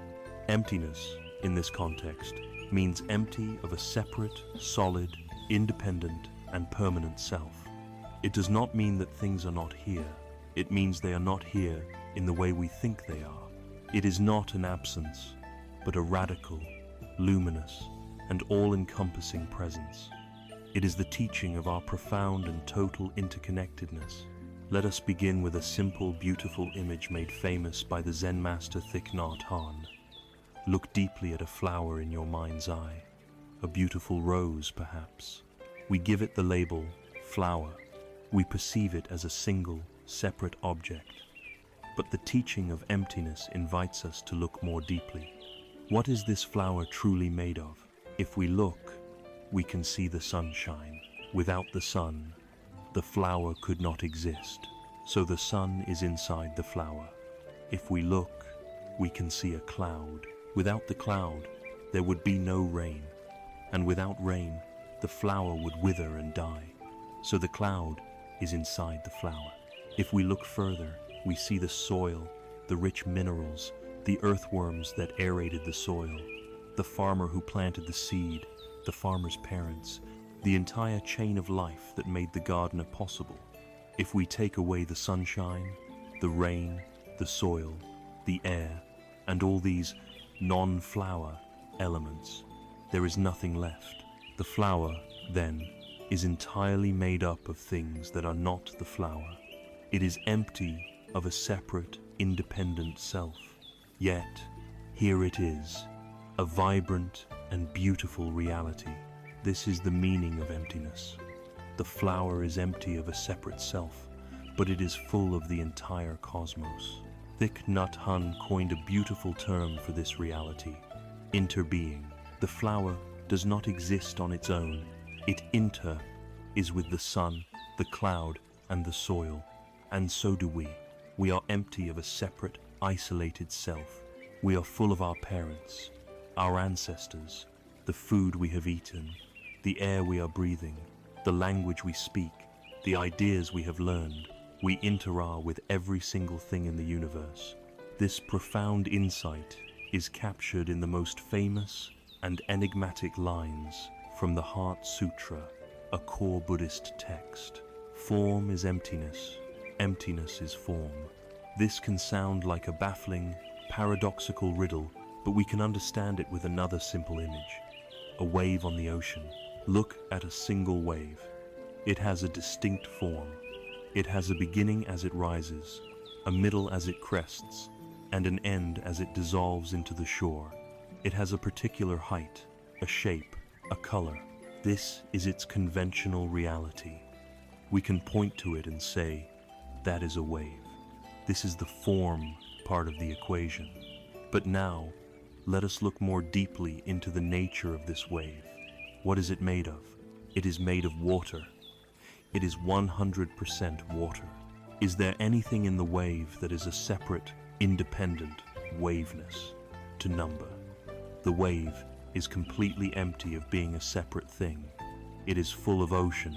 This is the first part of the teaching. Form is emptiness.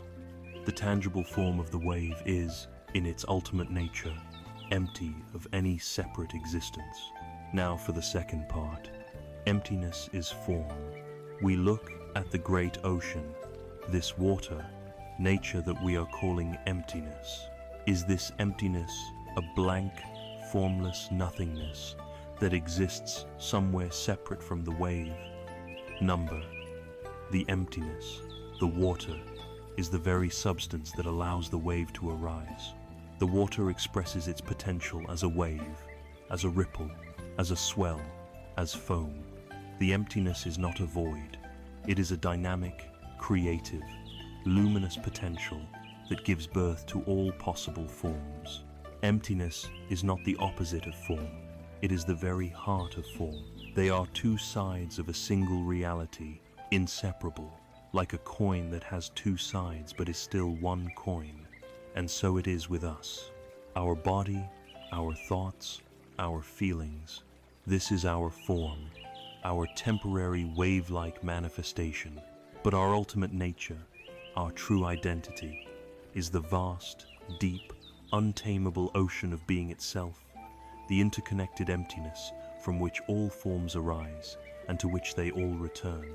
With this understanding, let us now turn back one last time to the idea that began our entire journey, the soul contract.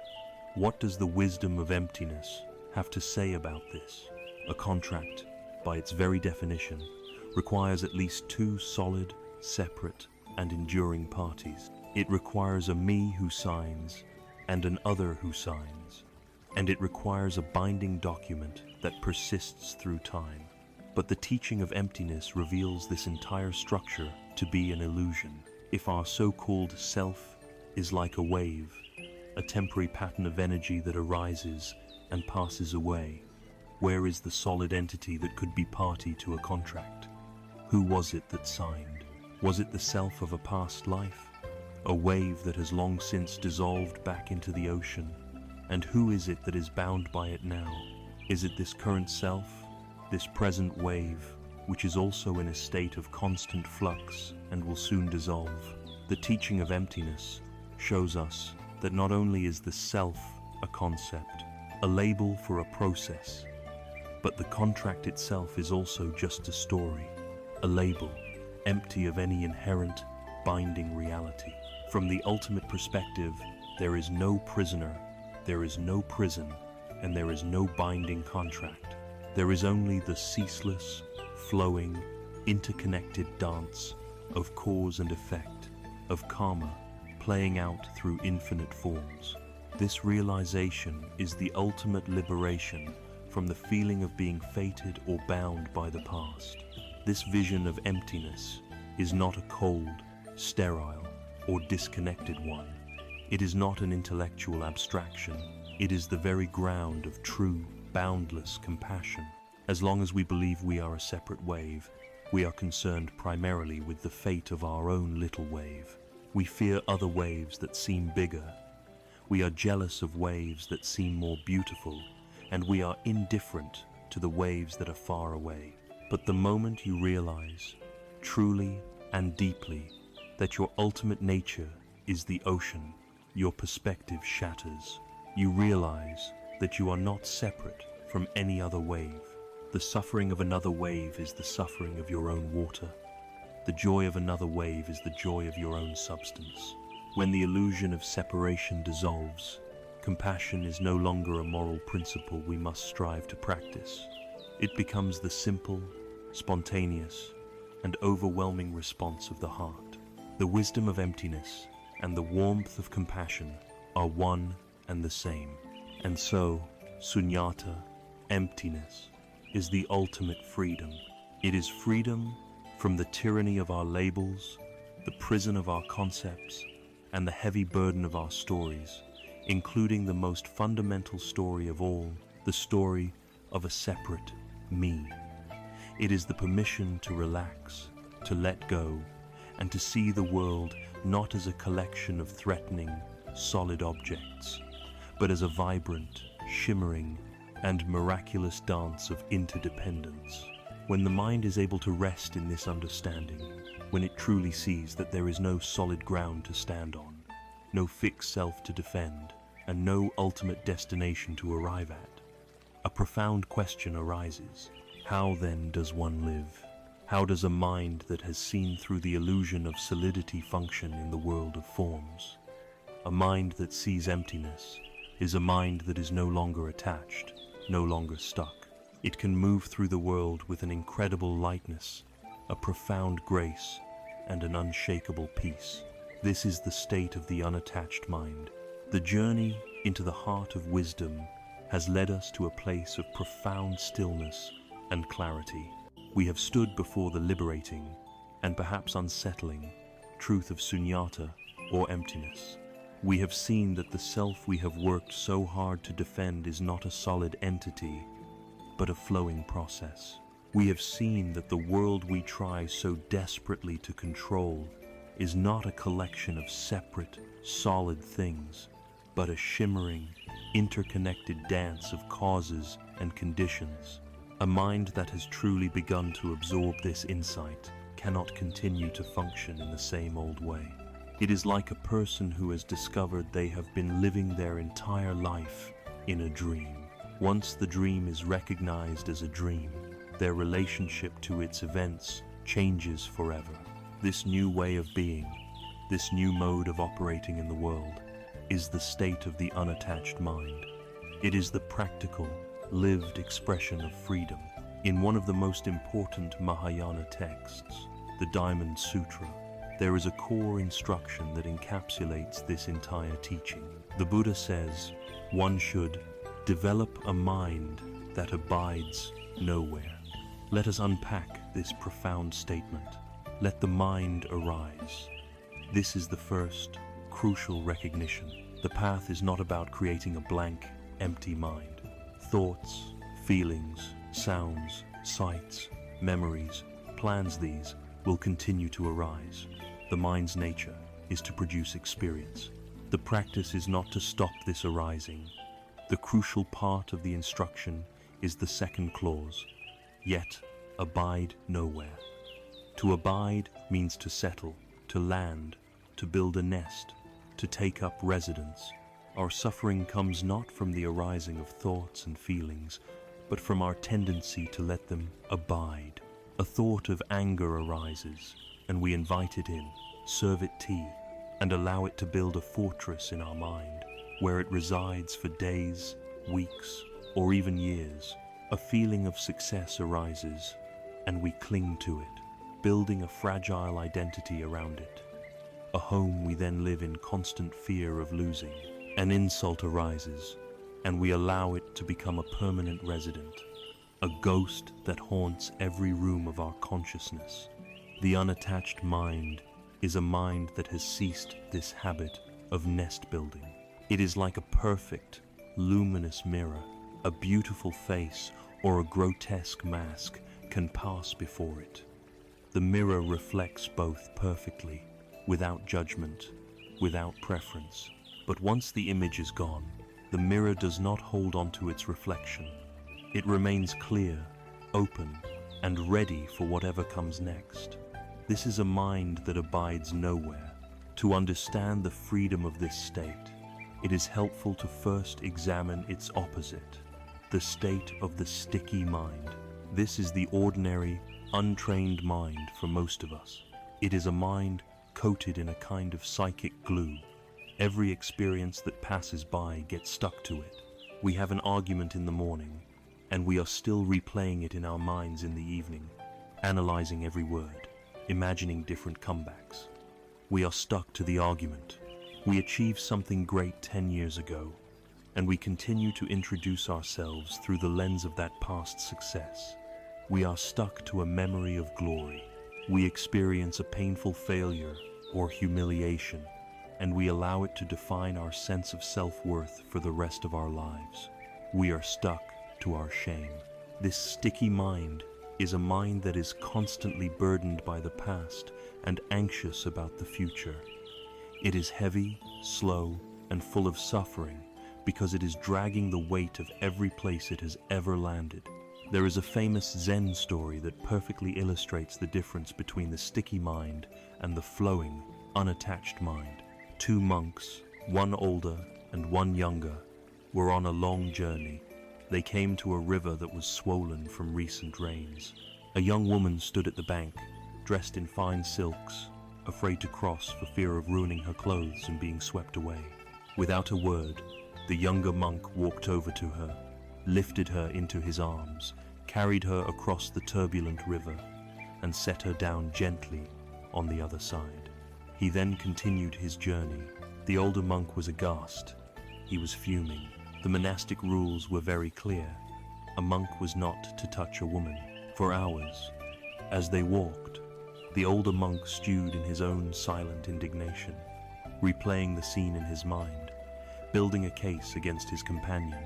Finally, unable to bear it any longer, he burst out, "How could you do that? You know we are forbidden to touch a woman. You have broken our sacred vows." The younger monk looked at him with a gentle, placid expression.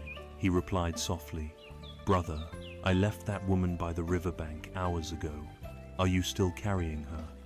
In this story, the mind of the younger monk arose to meet the situation. Compassion arose, action was taken, and the situation was concluded.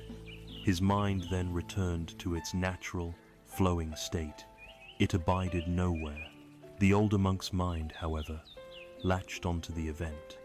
It created a story of right and wrong, of judgment and transgression. It became stuck. He was the one still carrying the woman, burdened not by her physical weight, but by the heavy, sticky residue of his own mind. We must all ask ourselves, what people, what insults, what past regrets are we still carrying, long after we have left the riverbank? It is here that we must address the greatest fear and misunderstanding that arises around this teaching. Many people hear the term non-attachment and equate it with indifference, apathy, or a cold, robotic detachment. They imagine a person who cares about nothing, who feels nothing, who is disconnected from the warmth of human life. This could not be further from the truth. Indifference is a state of contraction. It is a closing of the heart.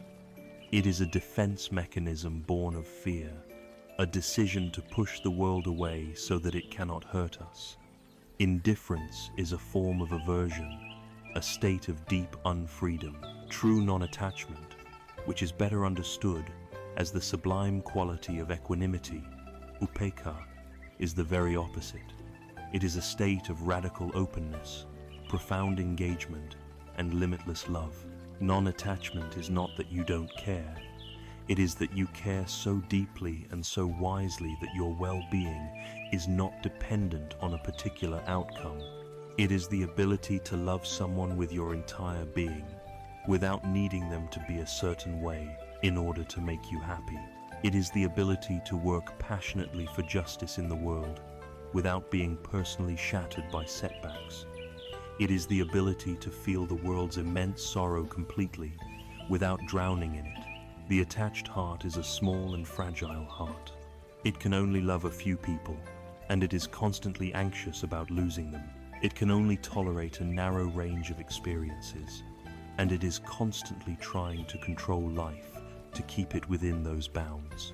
The unattached heart, the heart of equanimity, is vast, spacious, and resilient.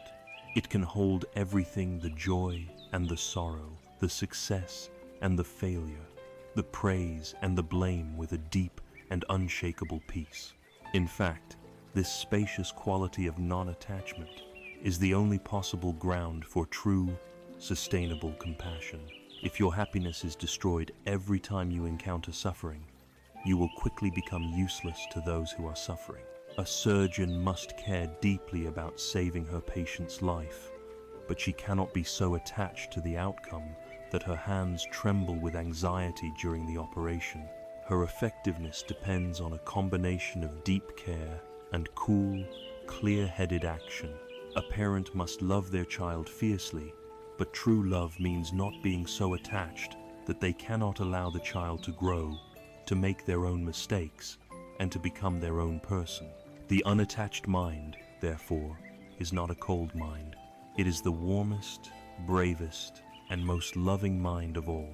We can find a modern echo of this state in the psychological concept of flow.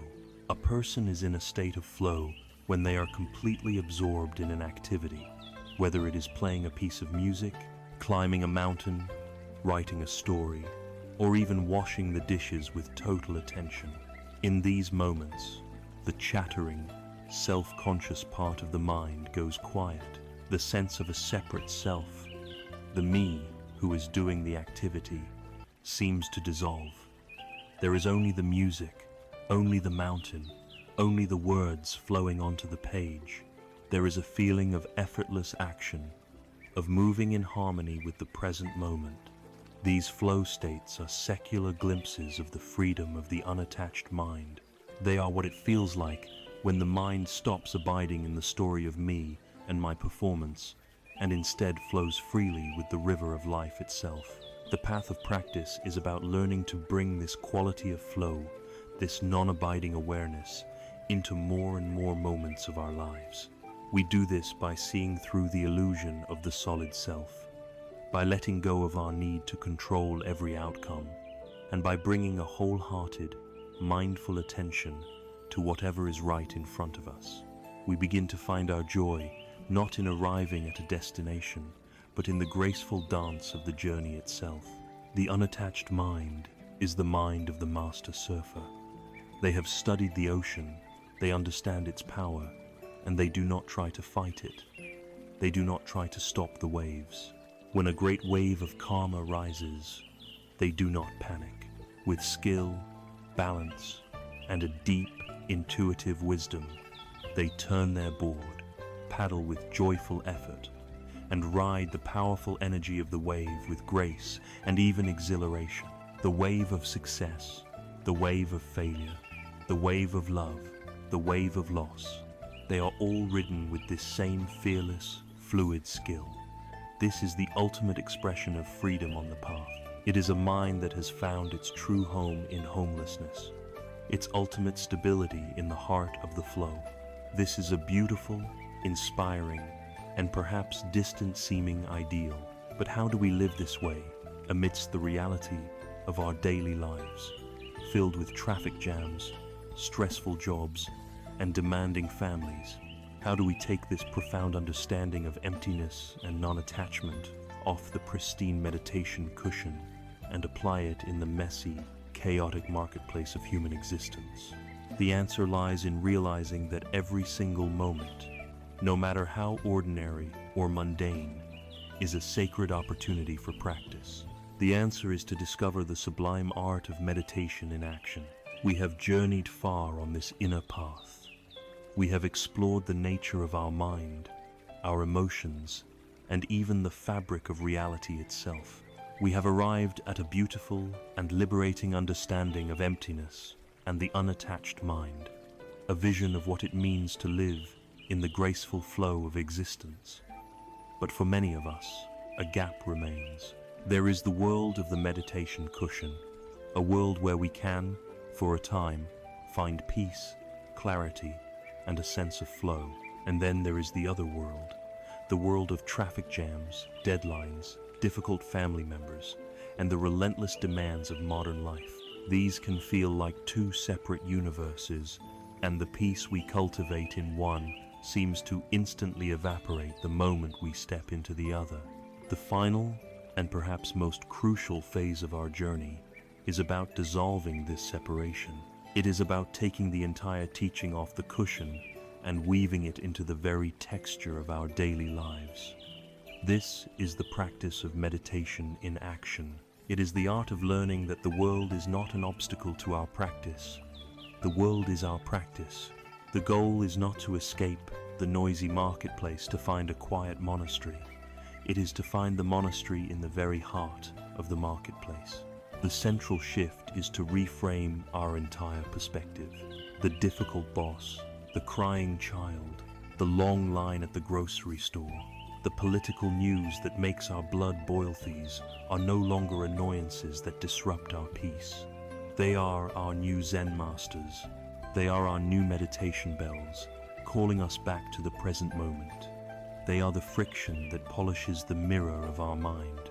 Every moment of every day, no matter how mundane or frustrating, becomes a precious opportunity to practice.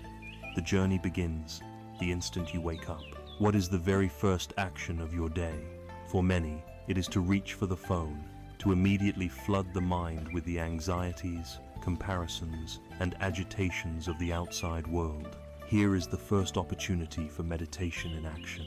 Before your feet even touch the floor, can you simply take 3 conscious breaths? Can you feel the sensation of the air entering your body and the feeling of letting go as it leaves? Can you arrive in your body, in this room, in this new day, before you rush out to meet the world?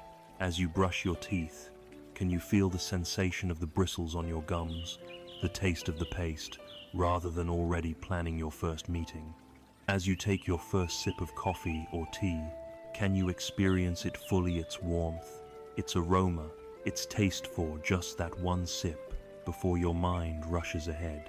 This is how it begins, not with a grand gesture, but with small, conscious moments of presence, woven into the fabric of the morning. Then we enter one of the modern world's most potent arenas for suffering, the daily commute. A traffic jam can feel like a special kind of hell, a trap of frustration and powerlessness. But with our new perspective, the car becomes a meditation hall on wheels. The steering wheel is where we can notice the tension in our hands and consciously relax our grip. The driver's seat is where we can notice our posture and sit with a sense of dignity. And the red light, which was once a source of intense irritation, now becomes a beautiful bell of mindfulness. Every time the light turns red, it is an invitation.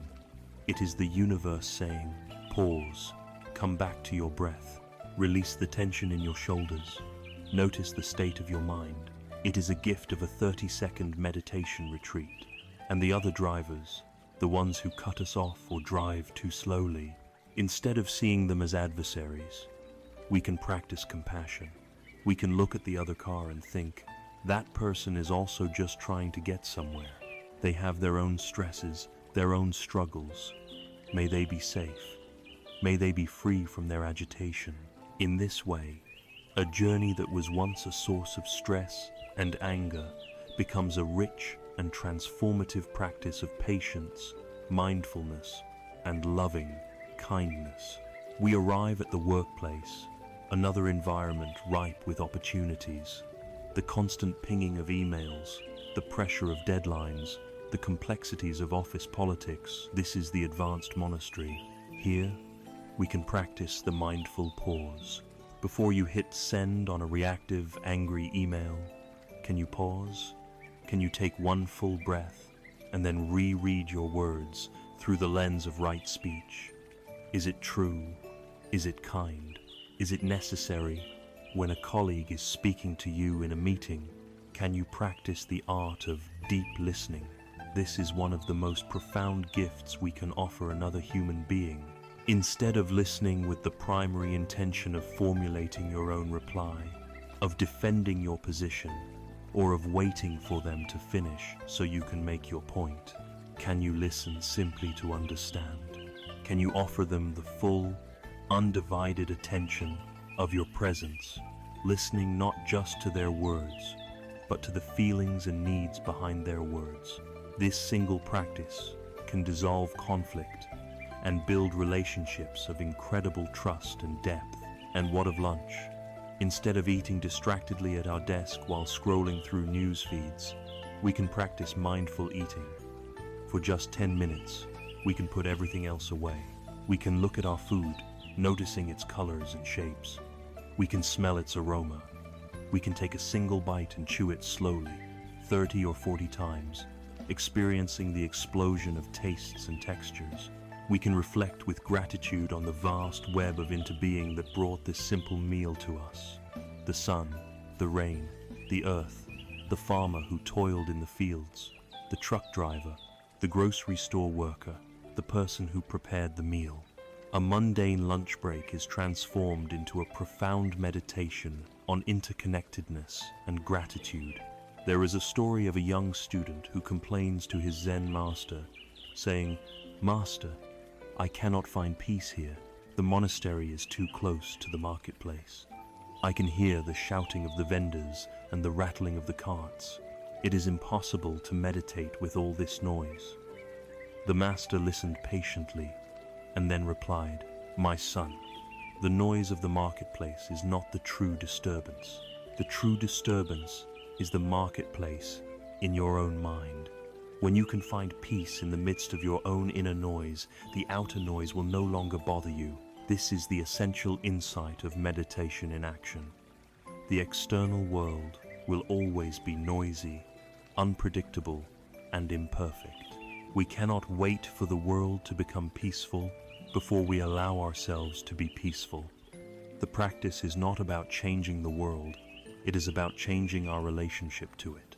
The source of our agitation is never the external event itself, but our inner resistance to it, our judgment of it, our craving for it to be different. When we understand this, we realize we can find a sense of peace anywhere, because we are no longer placing the responsibility for our peace on the outside world. We carry our monastery within us. It is crucial to approach this practice with a deep sense of self-compassion. The goal is not to become a perfectly mindful robot who never gets lost in thought. That is an impossible standard that will only lead to more feelings of failure. The practice is not about never getting lost. The practice is the moment of waking up. It is the moment when you are halfway through yelling at another driver and you suddenly realize, "Oh, here I am, lost in anger." That moment of realization is the moment of mindfulness. It is a victory. In that moment, you have a choice. You don't need to judge yourself. You can simply take a breath, relax your grip on the steering wheel, and gently come back to the present. Each time you notice you are lost and you gently return, you are strengthening the muscle of mindfulness. The return is the practice. This continuous, moment-to-moment practice of bringing a gentle, non-judgmental awareness to the activities of our lives is like the slow, patient work of preparing the soil of our consciousness. We are constantly enriching it, watering it, removing the most obvious weeds of our reactivity, and aerating it with our breath. We are creating a ground that is fertile, stable, and receptive.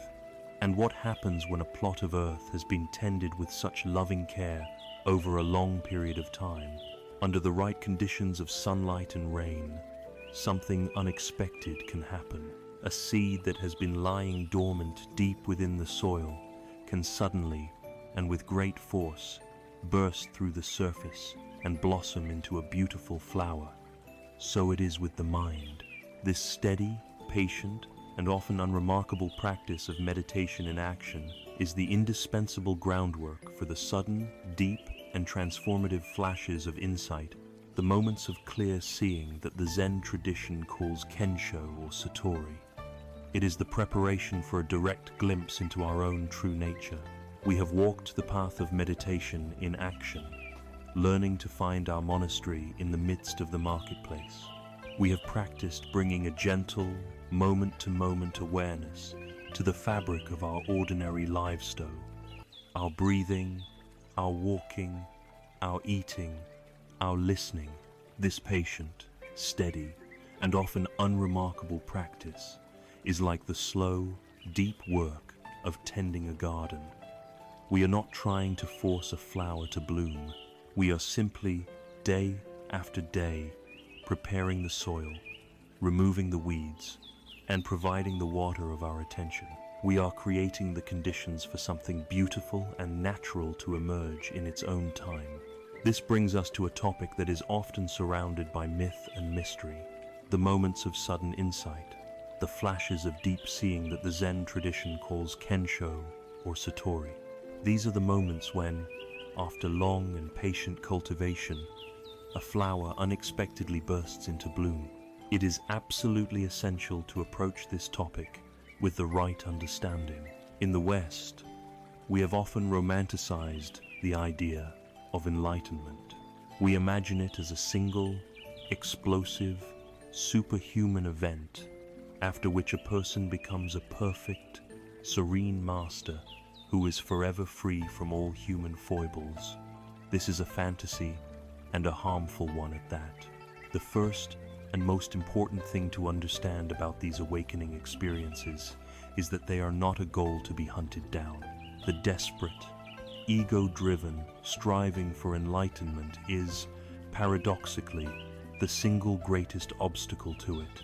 The ego, that sense of a separate me, wants to achieve awakening.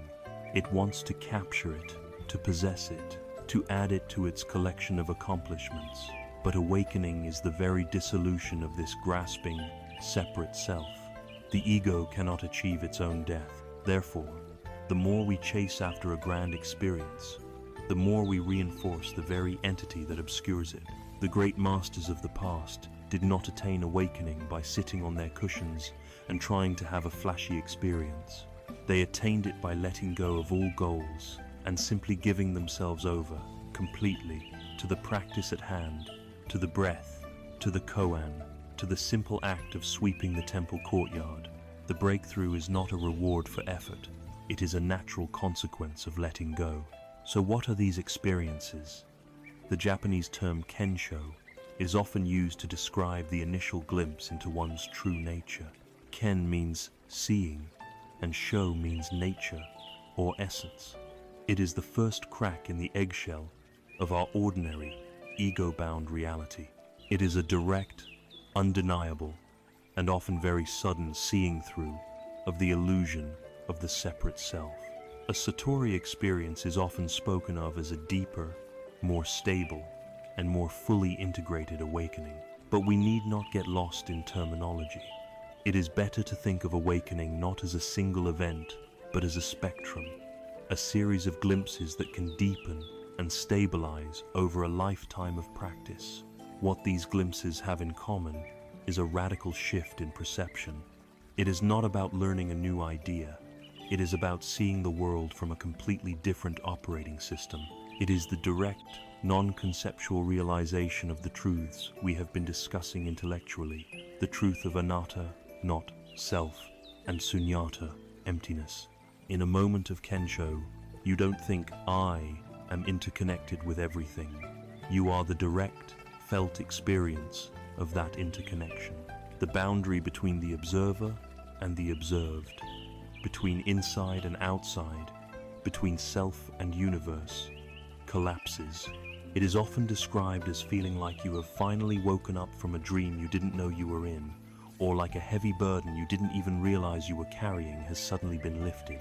This is very often accompanied by a great sense of release, and sometimes by tears of profound relief or deep, hearty laughter at the sheer absurdity and cosmic joke of the separate self that we had taken so seriously for so long. The most fascinating aspect of these stories of awakening is that the breakthroughs almost never occur during moments of intense, formal meditation. They almost always happen in the midst of a very ordinary, everyday activity, at a moment when the striving, conceptual mind has finally given up and relaxed its guard. There is a famous story of a monk named Xiang Yan, who had been a brilliant scholar. His master gave him a koan, a paradoxical riddle, to work on. For years, Xiang Yan searched through all the scriptures, all his vast intellectual knowledge, for an answer, but he could find none. In complete despair, he burned his books and decided to become a simple caretaker of a remote gravesite, believing himself to be a failure. One day, as he was mindfully sweeping the temple grounds, just doing his simple task, a small pebble he swept was flicked into the air and hit a stalk of bamboo with a sharp clack. At the moment he heard that simple, unexpected sound, his mind stopped. The boundary between the sound, the hearing, and the hearer dissolved. In that instant, he was completely awakened. The sound was not a clue that led him to the answer. The sound was the answer, a moment of pure, non-conceptual reality that shattered his seeking mind. In another story, the monk Lingyun practiced for 30 years without a breakthrough. Then one day, while walking in the mountains, he looked up and saw a grove of peach trees in full, glorious blossom. The sheer, unadorned, breathtaking beauty of that present moment broke through his mind, and he awakened. The pebble, the peach blossoms, these ordinary things became the gateways because the monks had, through long practice, exhausted their intellect and opened themselves to the reality that is always right here. So what happens after such a glimpse? This is where the real practice begins. Life after Kensho is not a life free from problems. The awakened person still has to pay their taxes. Their body will still get sick. They will still experience the loss of loved ones. The outer circumstances of life may not change at all. What changes, profoundly, is one's relationship to those circumstances. The sticky mind that we spoke of has lost much of its glue. A difficult emotion like anger may still arise, but it is no longer my anger. It is seen as an impersonal energy, a weather pattern passing through the vast sky of awareness. A difficult situation may arise, but there is less personal identification with the drama. One is no longer the tragic hero at the center of the story, but the spacious awareness in which the story is unfolding. There is a new lightness, a new freedom, a sense of playfulness, even amidst difficulty. The motivation for practice also undergoes a radical shift. Before a glimpse of awakening, our practice is often motivated by what we could call negative inspiration. We are practicing to fix a problem, to escape our suffering, to get rid of our anxiety, to become a better person. We are running away from something. After a glimpse of awakening, the practice becomes motivated by positive inspiration. We are no longer trying to fix a broken self, because we have seen that the separate self is an illusion.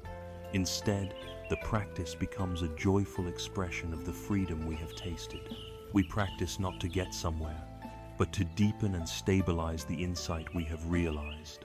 We practice in order to learn how to embody this wisdom more and more fully in our daily life. The practice becomes less about personal salvation and more about compassionate service. The overwhelming question is no longer, how can I get free? But, how can I best use this life, this understanding, to be of benefit to all beings who are still caught in the dream? The journey shifts from self-improvement to self-expression, the expression of our true, awakened nature. Therefore, these moments of awakening whether small or large, are not a graduation from the path. They are a true commencement, a new and more profound beginning. They are the natural, unforced blossoming of a garden that has been tended with great patience and love. The purpose of this flower is not merely to sit in a vase in a quiet room, enjoying its own private, blissful fragrance. The ultimate expression of a flower's nature is to offer its beauty and its scent freely to the entire world, and to produce the seeds that will allow other flowers to grow. In the same way, the fruit of awakening is not a withdrawal from the world into a state of personal bliss.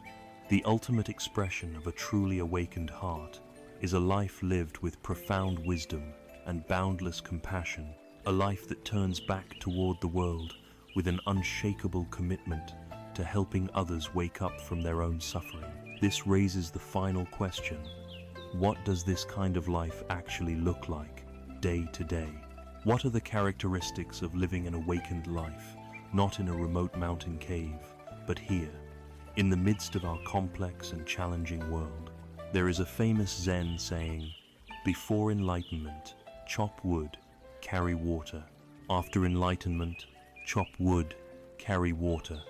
This simple, profound statement is perhaps the greatest key to understanding the nature of an awakened life. It immediately dismantles the fantasies our minds love to create about spiritual attainment.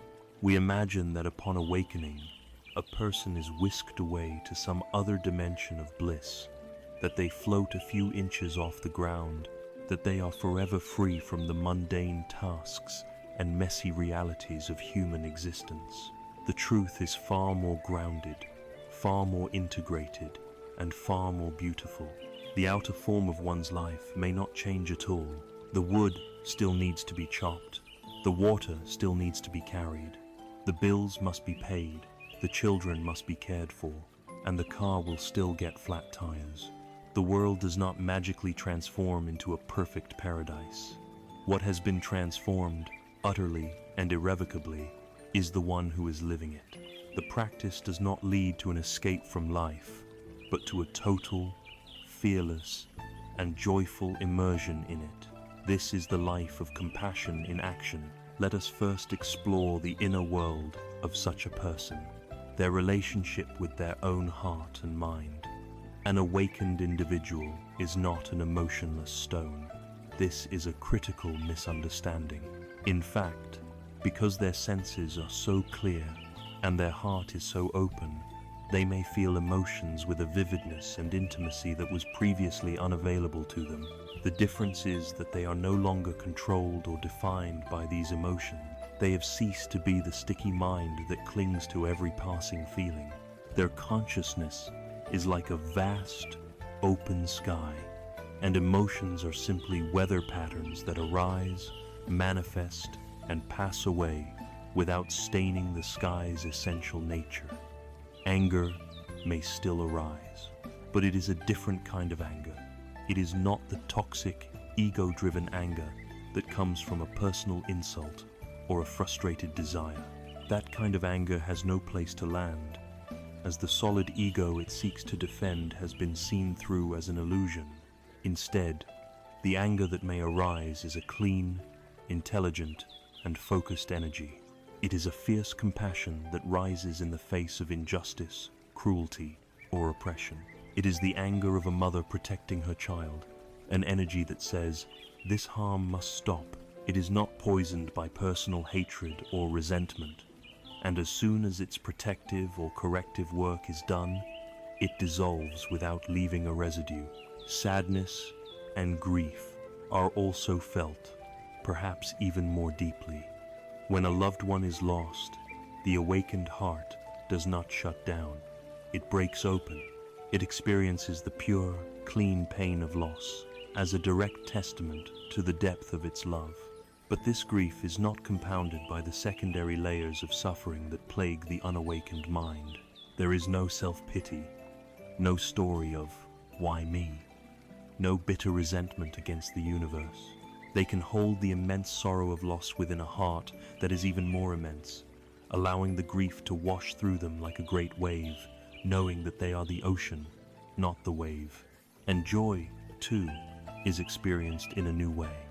It is found not in grand achievements or peak experiences, but in the simple, profound miracle of the present moment. The taste of fresh water, the sound of wind in the trees, the sight of a stranger's smile, these become sources of a quiet, unshakable joy. And because they are not attached to the joy, because they are not anxiously trying to prolong it or replicate it, they can experience it fully and purely, with a heart full of gratitude. They have found a source of well-being that is unconditional, a peace that does not depend on life being a certain way.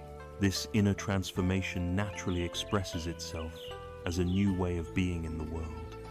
The awakened person lives a life of effortless ethics. The principles of right speech and right action are no longer a set of rules they must remember to follow. They have become the natural grammar of their being. To tell a lie feels as unnatural and absurd as trying to walk backward. Why lie when there is no fragile ego that needs protecting? To steal or to take what is not given makes no sense. When they directly perceive that there is no hard and fast boundary between mine and yours, they see that all things flow in a great web of interdependence. Their natural state becomes one of spontaneous generosity, or dana. They see themselves not as a dam meant to accumulate and hoard resources, but as a clear, open channel through which the abundance of the universe can flow to where it is most needed. Their hands are open.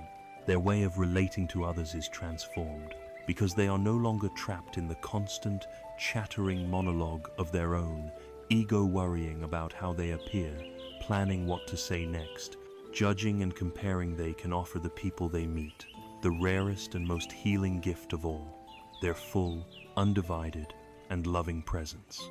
They practice deep listening not as a technique, but as their default mode of communication. When you speak with such a person, you feel truly seen, truly heard.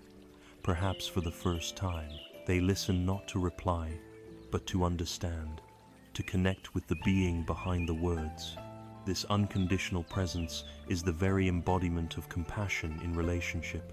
They see the other not as a separate entity to be feared, managed, or impressed, but as another manifestation of the same great mystery as themselves. They see the Buddha nature, the potential for awakening, shining within everyone they meet, no matter how obscured it may be.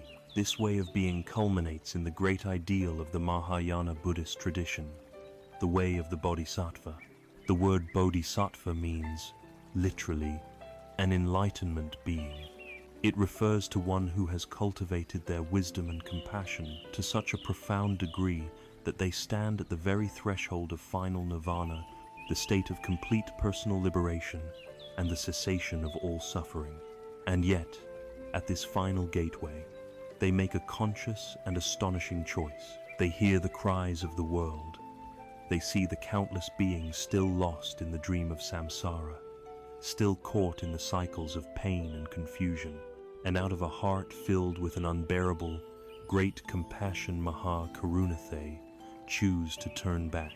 They willingly renounce their own final peace and vow to remain in the messy, difficult, and beautiful world, to be reborn again and again, in whatever form is needed, until every last being has been guided to the shores of awakening. This incredible motivation is expressed in the Bodhisattva's 4 great vows, a commitment that orients their entire existence. Beings are numberless. I vow to save them all. Delusions are inexhaustible. I vow to end them all. Dharma gates are endless. I vow to enter them all. The Buddha's way is unsurpassable. I vow to attain it. These vows are impossibly vast, a recognition that the work of compassion is infinite. Yet, in making these vows, the Bodhisattva's heart becomes as vast as the universe itself. Their personal story dissolves into the great story of universal liberation. It is crucial to understand that the Bodhisattva is not a perfect, remote deity showering blessings from on high. They are often described as a wounded healer, They know the territory of suffering intimately because they have traversed it themselves. They know the suffocating grip of fear, the burning poison of anger, the deep ache of loss. And it is this very experience that makes their compassion authentic and their guidance effective. They do not offer empty platitudes. They walk alongside others with the genuine empathy of one who knows the path because they have walked it themselves. There is a famous series of Zen images known as the 10 Bulls or the ox herding pictures, which depict the stages of the spiritual journey. In the final pictures, the practitioner has tamed the bull, representing their true nature, and has even forgotten both the self and the bull in a state of profound emptiness. But the journey does not end there, in a quiet void. The final, and most important, picture is titled, Entering the Marketplace with Bliss, Bestowing Hands. The image is not of a stern-faced ascetic, but of a fat, jolly, laughing old man, his robes messy, his feet bare. This is Hote, the laughing Buddha, a manifestation of the Bodhisattva. He is not hiding in a monastery or preaching from a high pulpit. He is back in the world, in the chaotic heart of the marketplace. He is shown laughing with merchants, drinking with villagers, and playing with children, to whom he gives sweets from a large sack he carries. His enlightenment is not something he talks about. It is a palpable presence, a radiant joy that he communicates through his every simple, ordinary, human interaction. He does not need to teach, because his very being is the teaching. He liberates others, not by giving them complex doctrines, but by showing them the possibility of a life lived with complete freedom, simplicity, and a joyful, loving heart. This is the ultimate expression of an awakened life. This is the culmination of our journey. It is the return to the world, not as a prisoner of karma, but as a free and compassionate creator of it, finding liberation not by escaping the world, but by serving it with every breath. We have come to the end of a long and deep exploration, and so we must now return to where we began. Let us revisit that powerful initial image, a lone figure asleep on a simple raft, adrift on the vast and mighty river of karma. We remember this sleeper's state. It was a state of profound ignorance, a troubled slumber, where they were tossed about by currents they did not understand. Periodically, the raft would collide with the sharp, hidden rocks of Suffaringa loss, a betrayal, a sickness. The sleeper would be jolted awake into a state of panic, confusion, and pain, crying out, "Why me?" Before, exhausted by the struggle, they would inevitably fall back into the same deep, forgetful sleep, continuing their aimless, reactive journey down the river. This was our starting point, a portrait of the human being as a helpless victim of fate, bound by the unseen chains of a past they could not remember. After the journey we have just taken, let us now look upon this same scene with our new eyes. The river is the same, the raft is the same, but the sleeper is about to undergo a profound transformation. The first change was a gentle stirring, a subtle shift in the quality of the sleep. This was the gift of mindfulness. For the first time, the sleeper's eyelids fluttered. They began to feel, truly feel, the texture of the wooden raft beneath them, the temperature of the air on their skin, the gentle rhythm of their own breathing.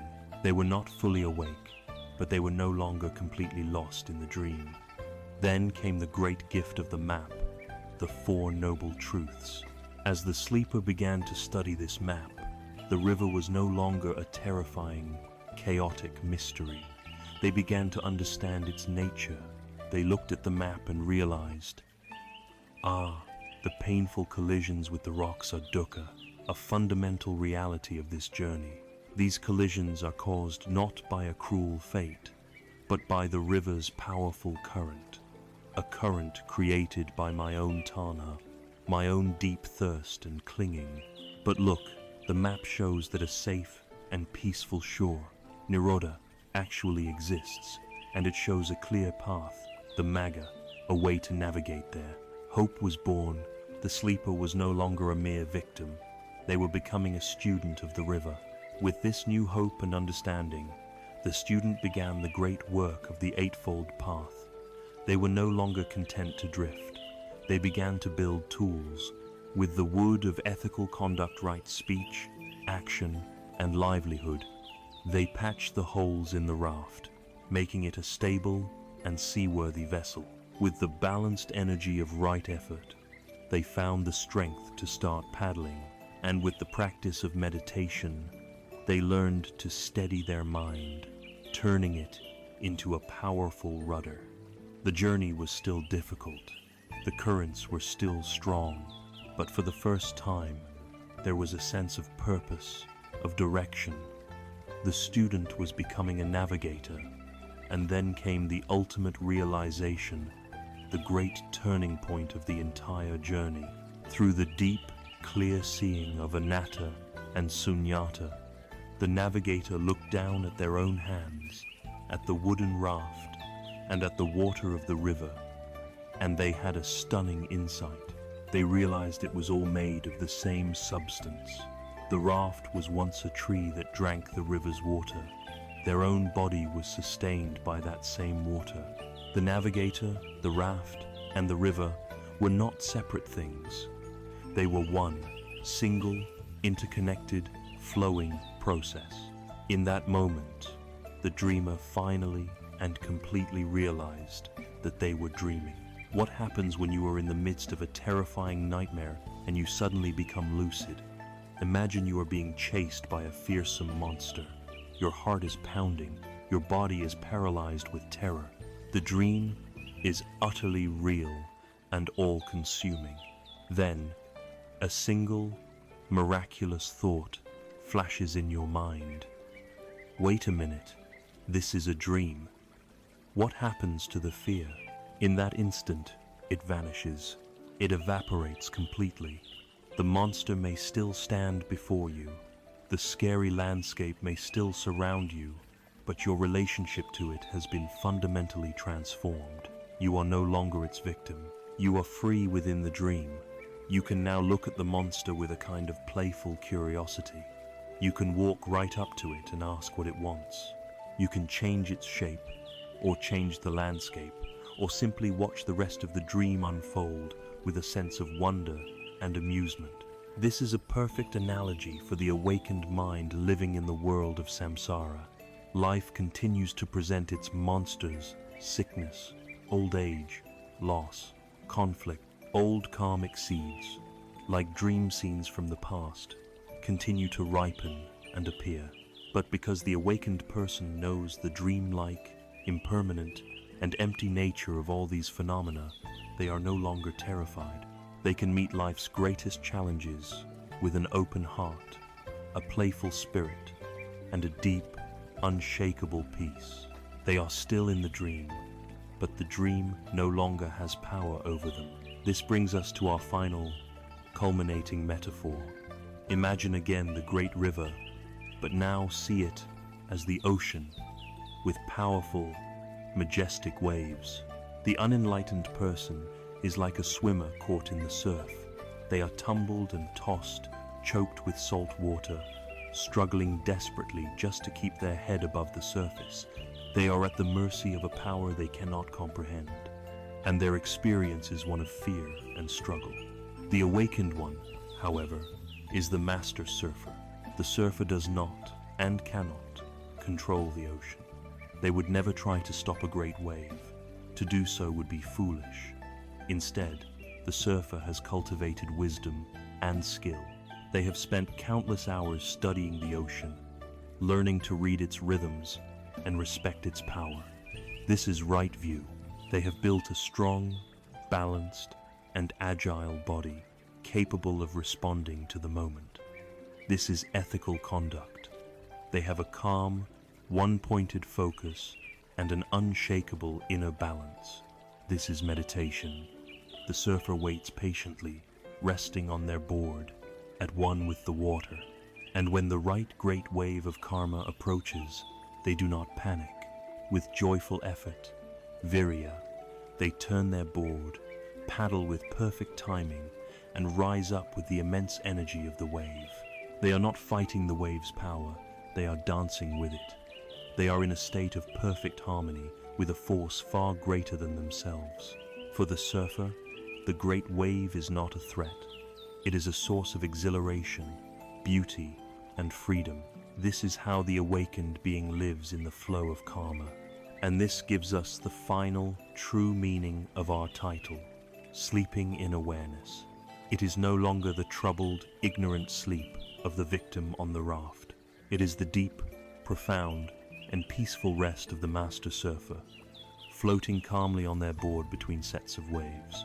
They are completely at ease, one with the water, trusting the ocean, their heart open and ready for whatever may arise next. It is the sleep of a mind that is no longer at war with reality. It is the rest of a being who has come home to their own true nature. The river of karma is the same, but we are transformed. And in this transformation, we realize our ultimate responsibility and our greatest power. We are no longer the victims of the river's current. We are its conscious co-creators. With the dream now recognized for what it is, we are finally free to dream a new dream. With every thought we think, with every word we speak, with every action we take, we hold the paddle. We are now shaping the course of this great river, not just for ourselves, but for the benefit of all beings who are traveling alongside us. Our long journey on the great river of karma is now drawing to a close. For 3 hours, we have rested together in this flowing current, not to escape from life, but to understand it more deeply. We began with the painful, familiar feeling of being adrift, of being a helpless passenger on a raft, bound by the invisible terms of a soul contract we did not remember signing, a victim of a fate we did not choose. We felt the sharp, jarring impact of suffering, and we saw the endless, wearying cycle of confusion, pain, and forgetfulness. But then, we began the work of awakening.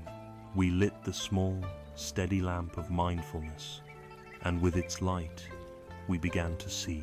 We were given the great map of the 4 noble truths, which showed us the nature of the river, the cause of its turbulent currents, and the astonishing news that a peaceful shore was attainable. With the blueprint of the Noble Eightfold Path, we stopped being helpless passengers and became active navigators, learning to build a raft of integrity, to hold a paddle of concentration, and to read the stars with the compass of wisdom. We turned that light inward, toward the tangled knots of our relationships and the dark shadows of our heart. And we learned to meet them not with fear, but with the boundless, healing power of compassion.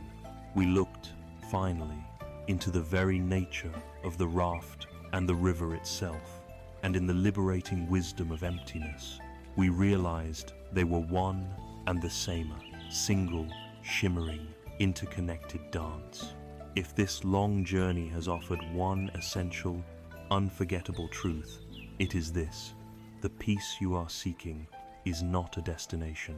It is not a distant shore you will arrive at when all your problems are finally solved, when the world finally arranges itself according to your wishes. Peace is not an external condition, it is an internal capacity. It is the vast, open sky of your own awareness that can hold all the weather of your life, the brilliant sunshine of joy, the dark storms of grief, the fleeting clouds of thought, without being diminished or stained by any of it. The unshakable peace you long for is not something you must find, but something you must cultivate, breath by mindful breath, in the sacred garden of your own heart. You are not bound by a contract written by a forgotten self. You are not a prisoner of your past. In this very moment, you are the author of your own becoming. With every conscious thought you choose, with every kind word you offer, with every compassionate action you take, you are shaping the flow of the great river. You are planting the seeds of your own future and the future of the world. The power to awaken from the dream has been within you all along. The invitation now is not to undertake some monumental spiritual task. It is simply to begin, gently, The journey of 1,000 miles starts not with a great leap, but with a single, simple step. The invitation is not to believe anything you have heard here, but to test it for yourself in the laboratory of your own life. Can you, right now, feel the sensation of one full breath, from its beginning to its end? Can you look at one ordinary object in the room around you with fresh eyes, free from any label or judgment? Can you offer one silent, sincere thought of kindness to yourself? This is where the path begins. The Great Awakening is nothing more than a series of these small, quiet awakenings happening in the sanctuary of the present moment.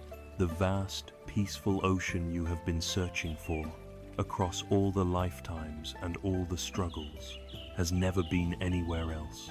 It is here, as close as your own awareness, as intimate as your own breath.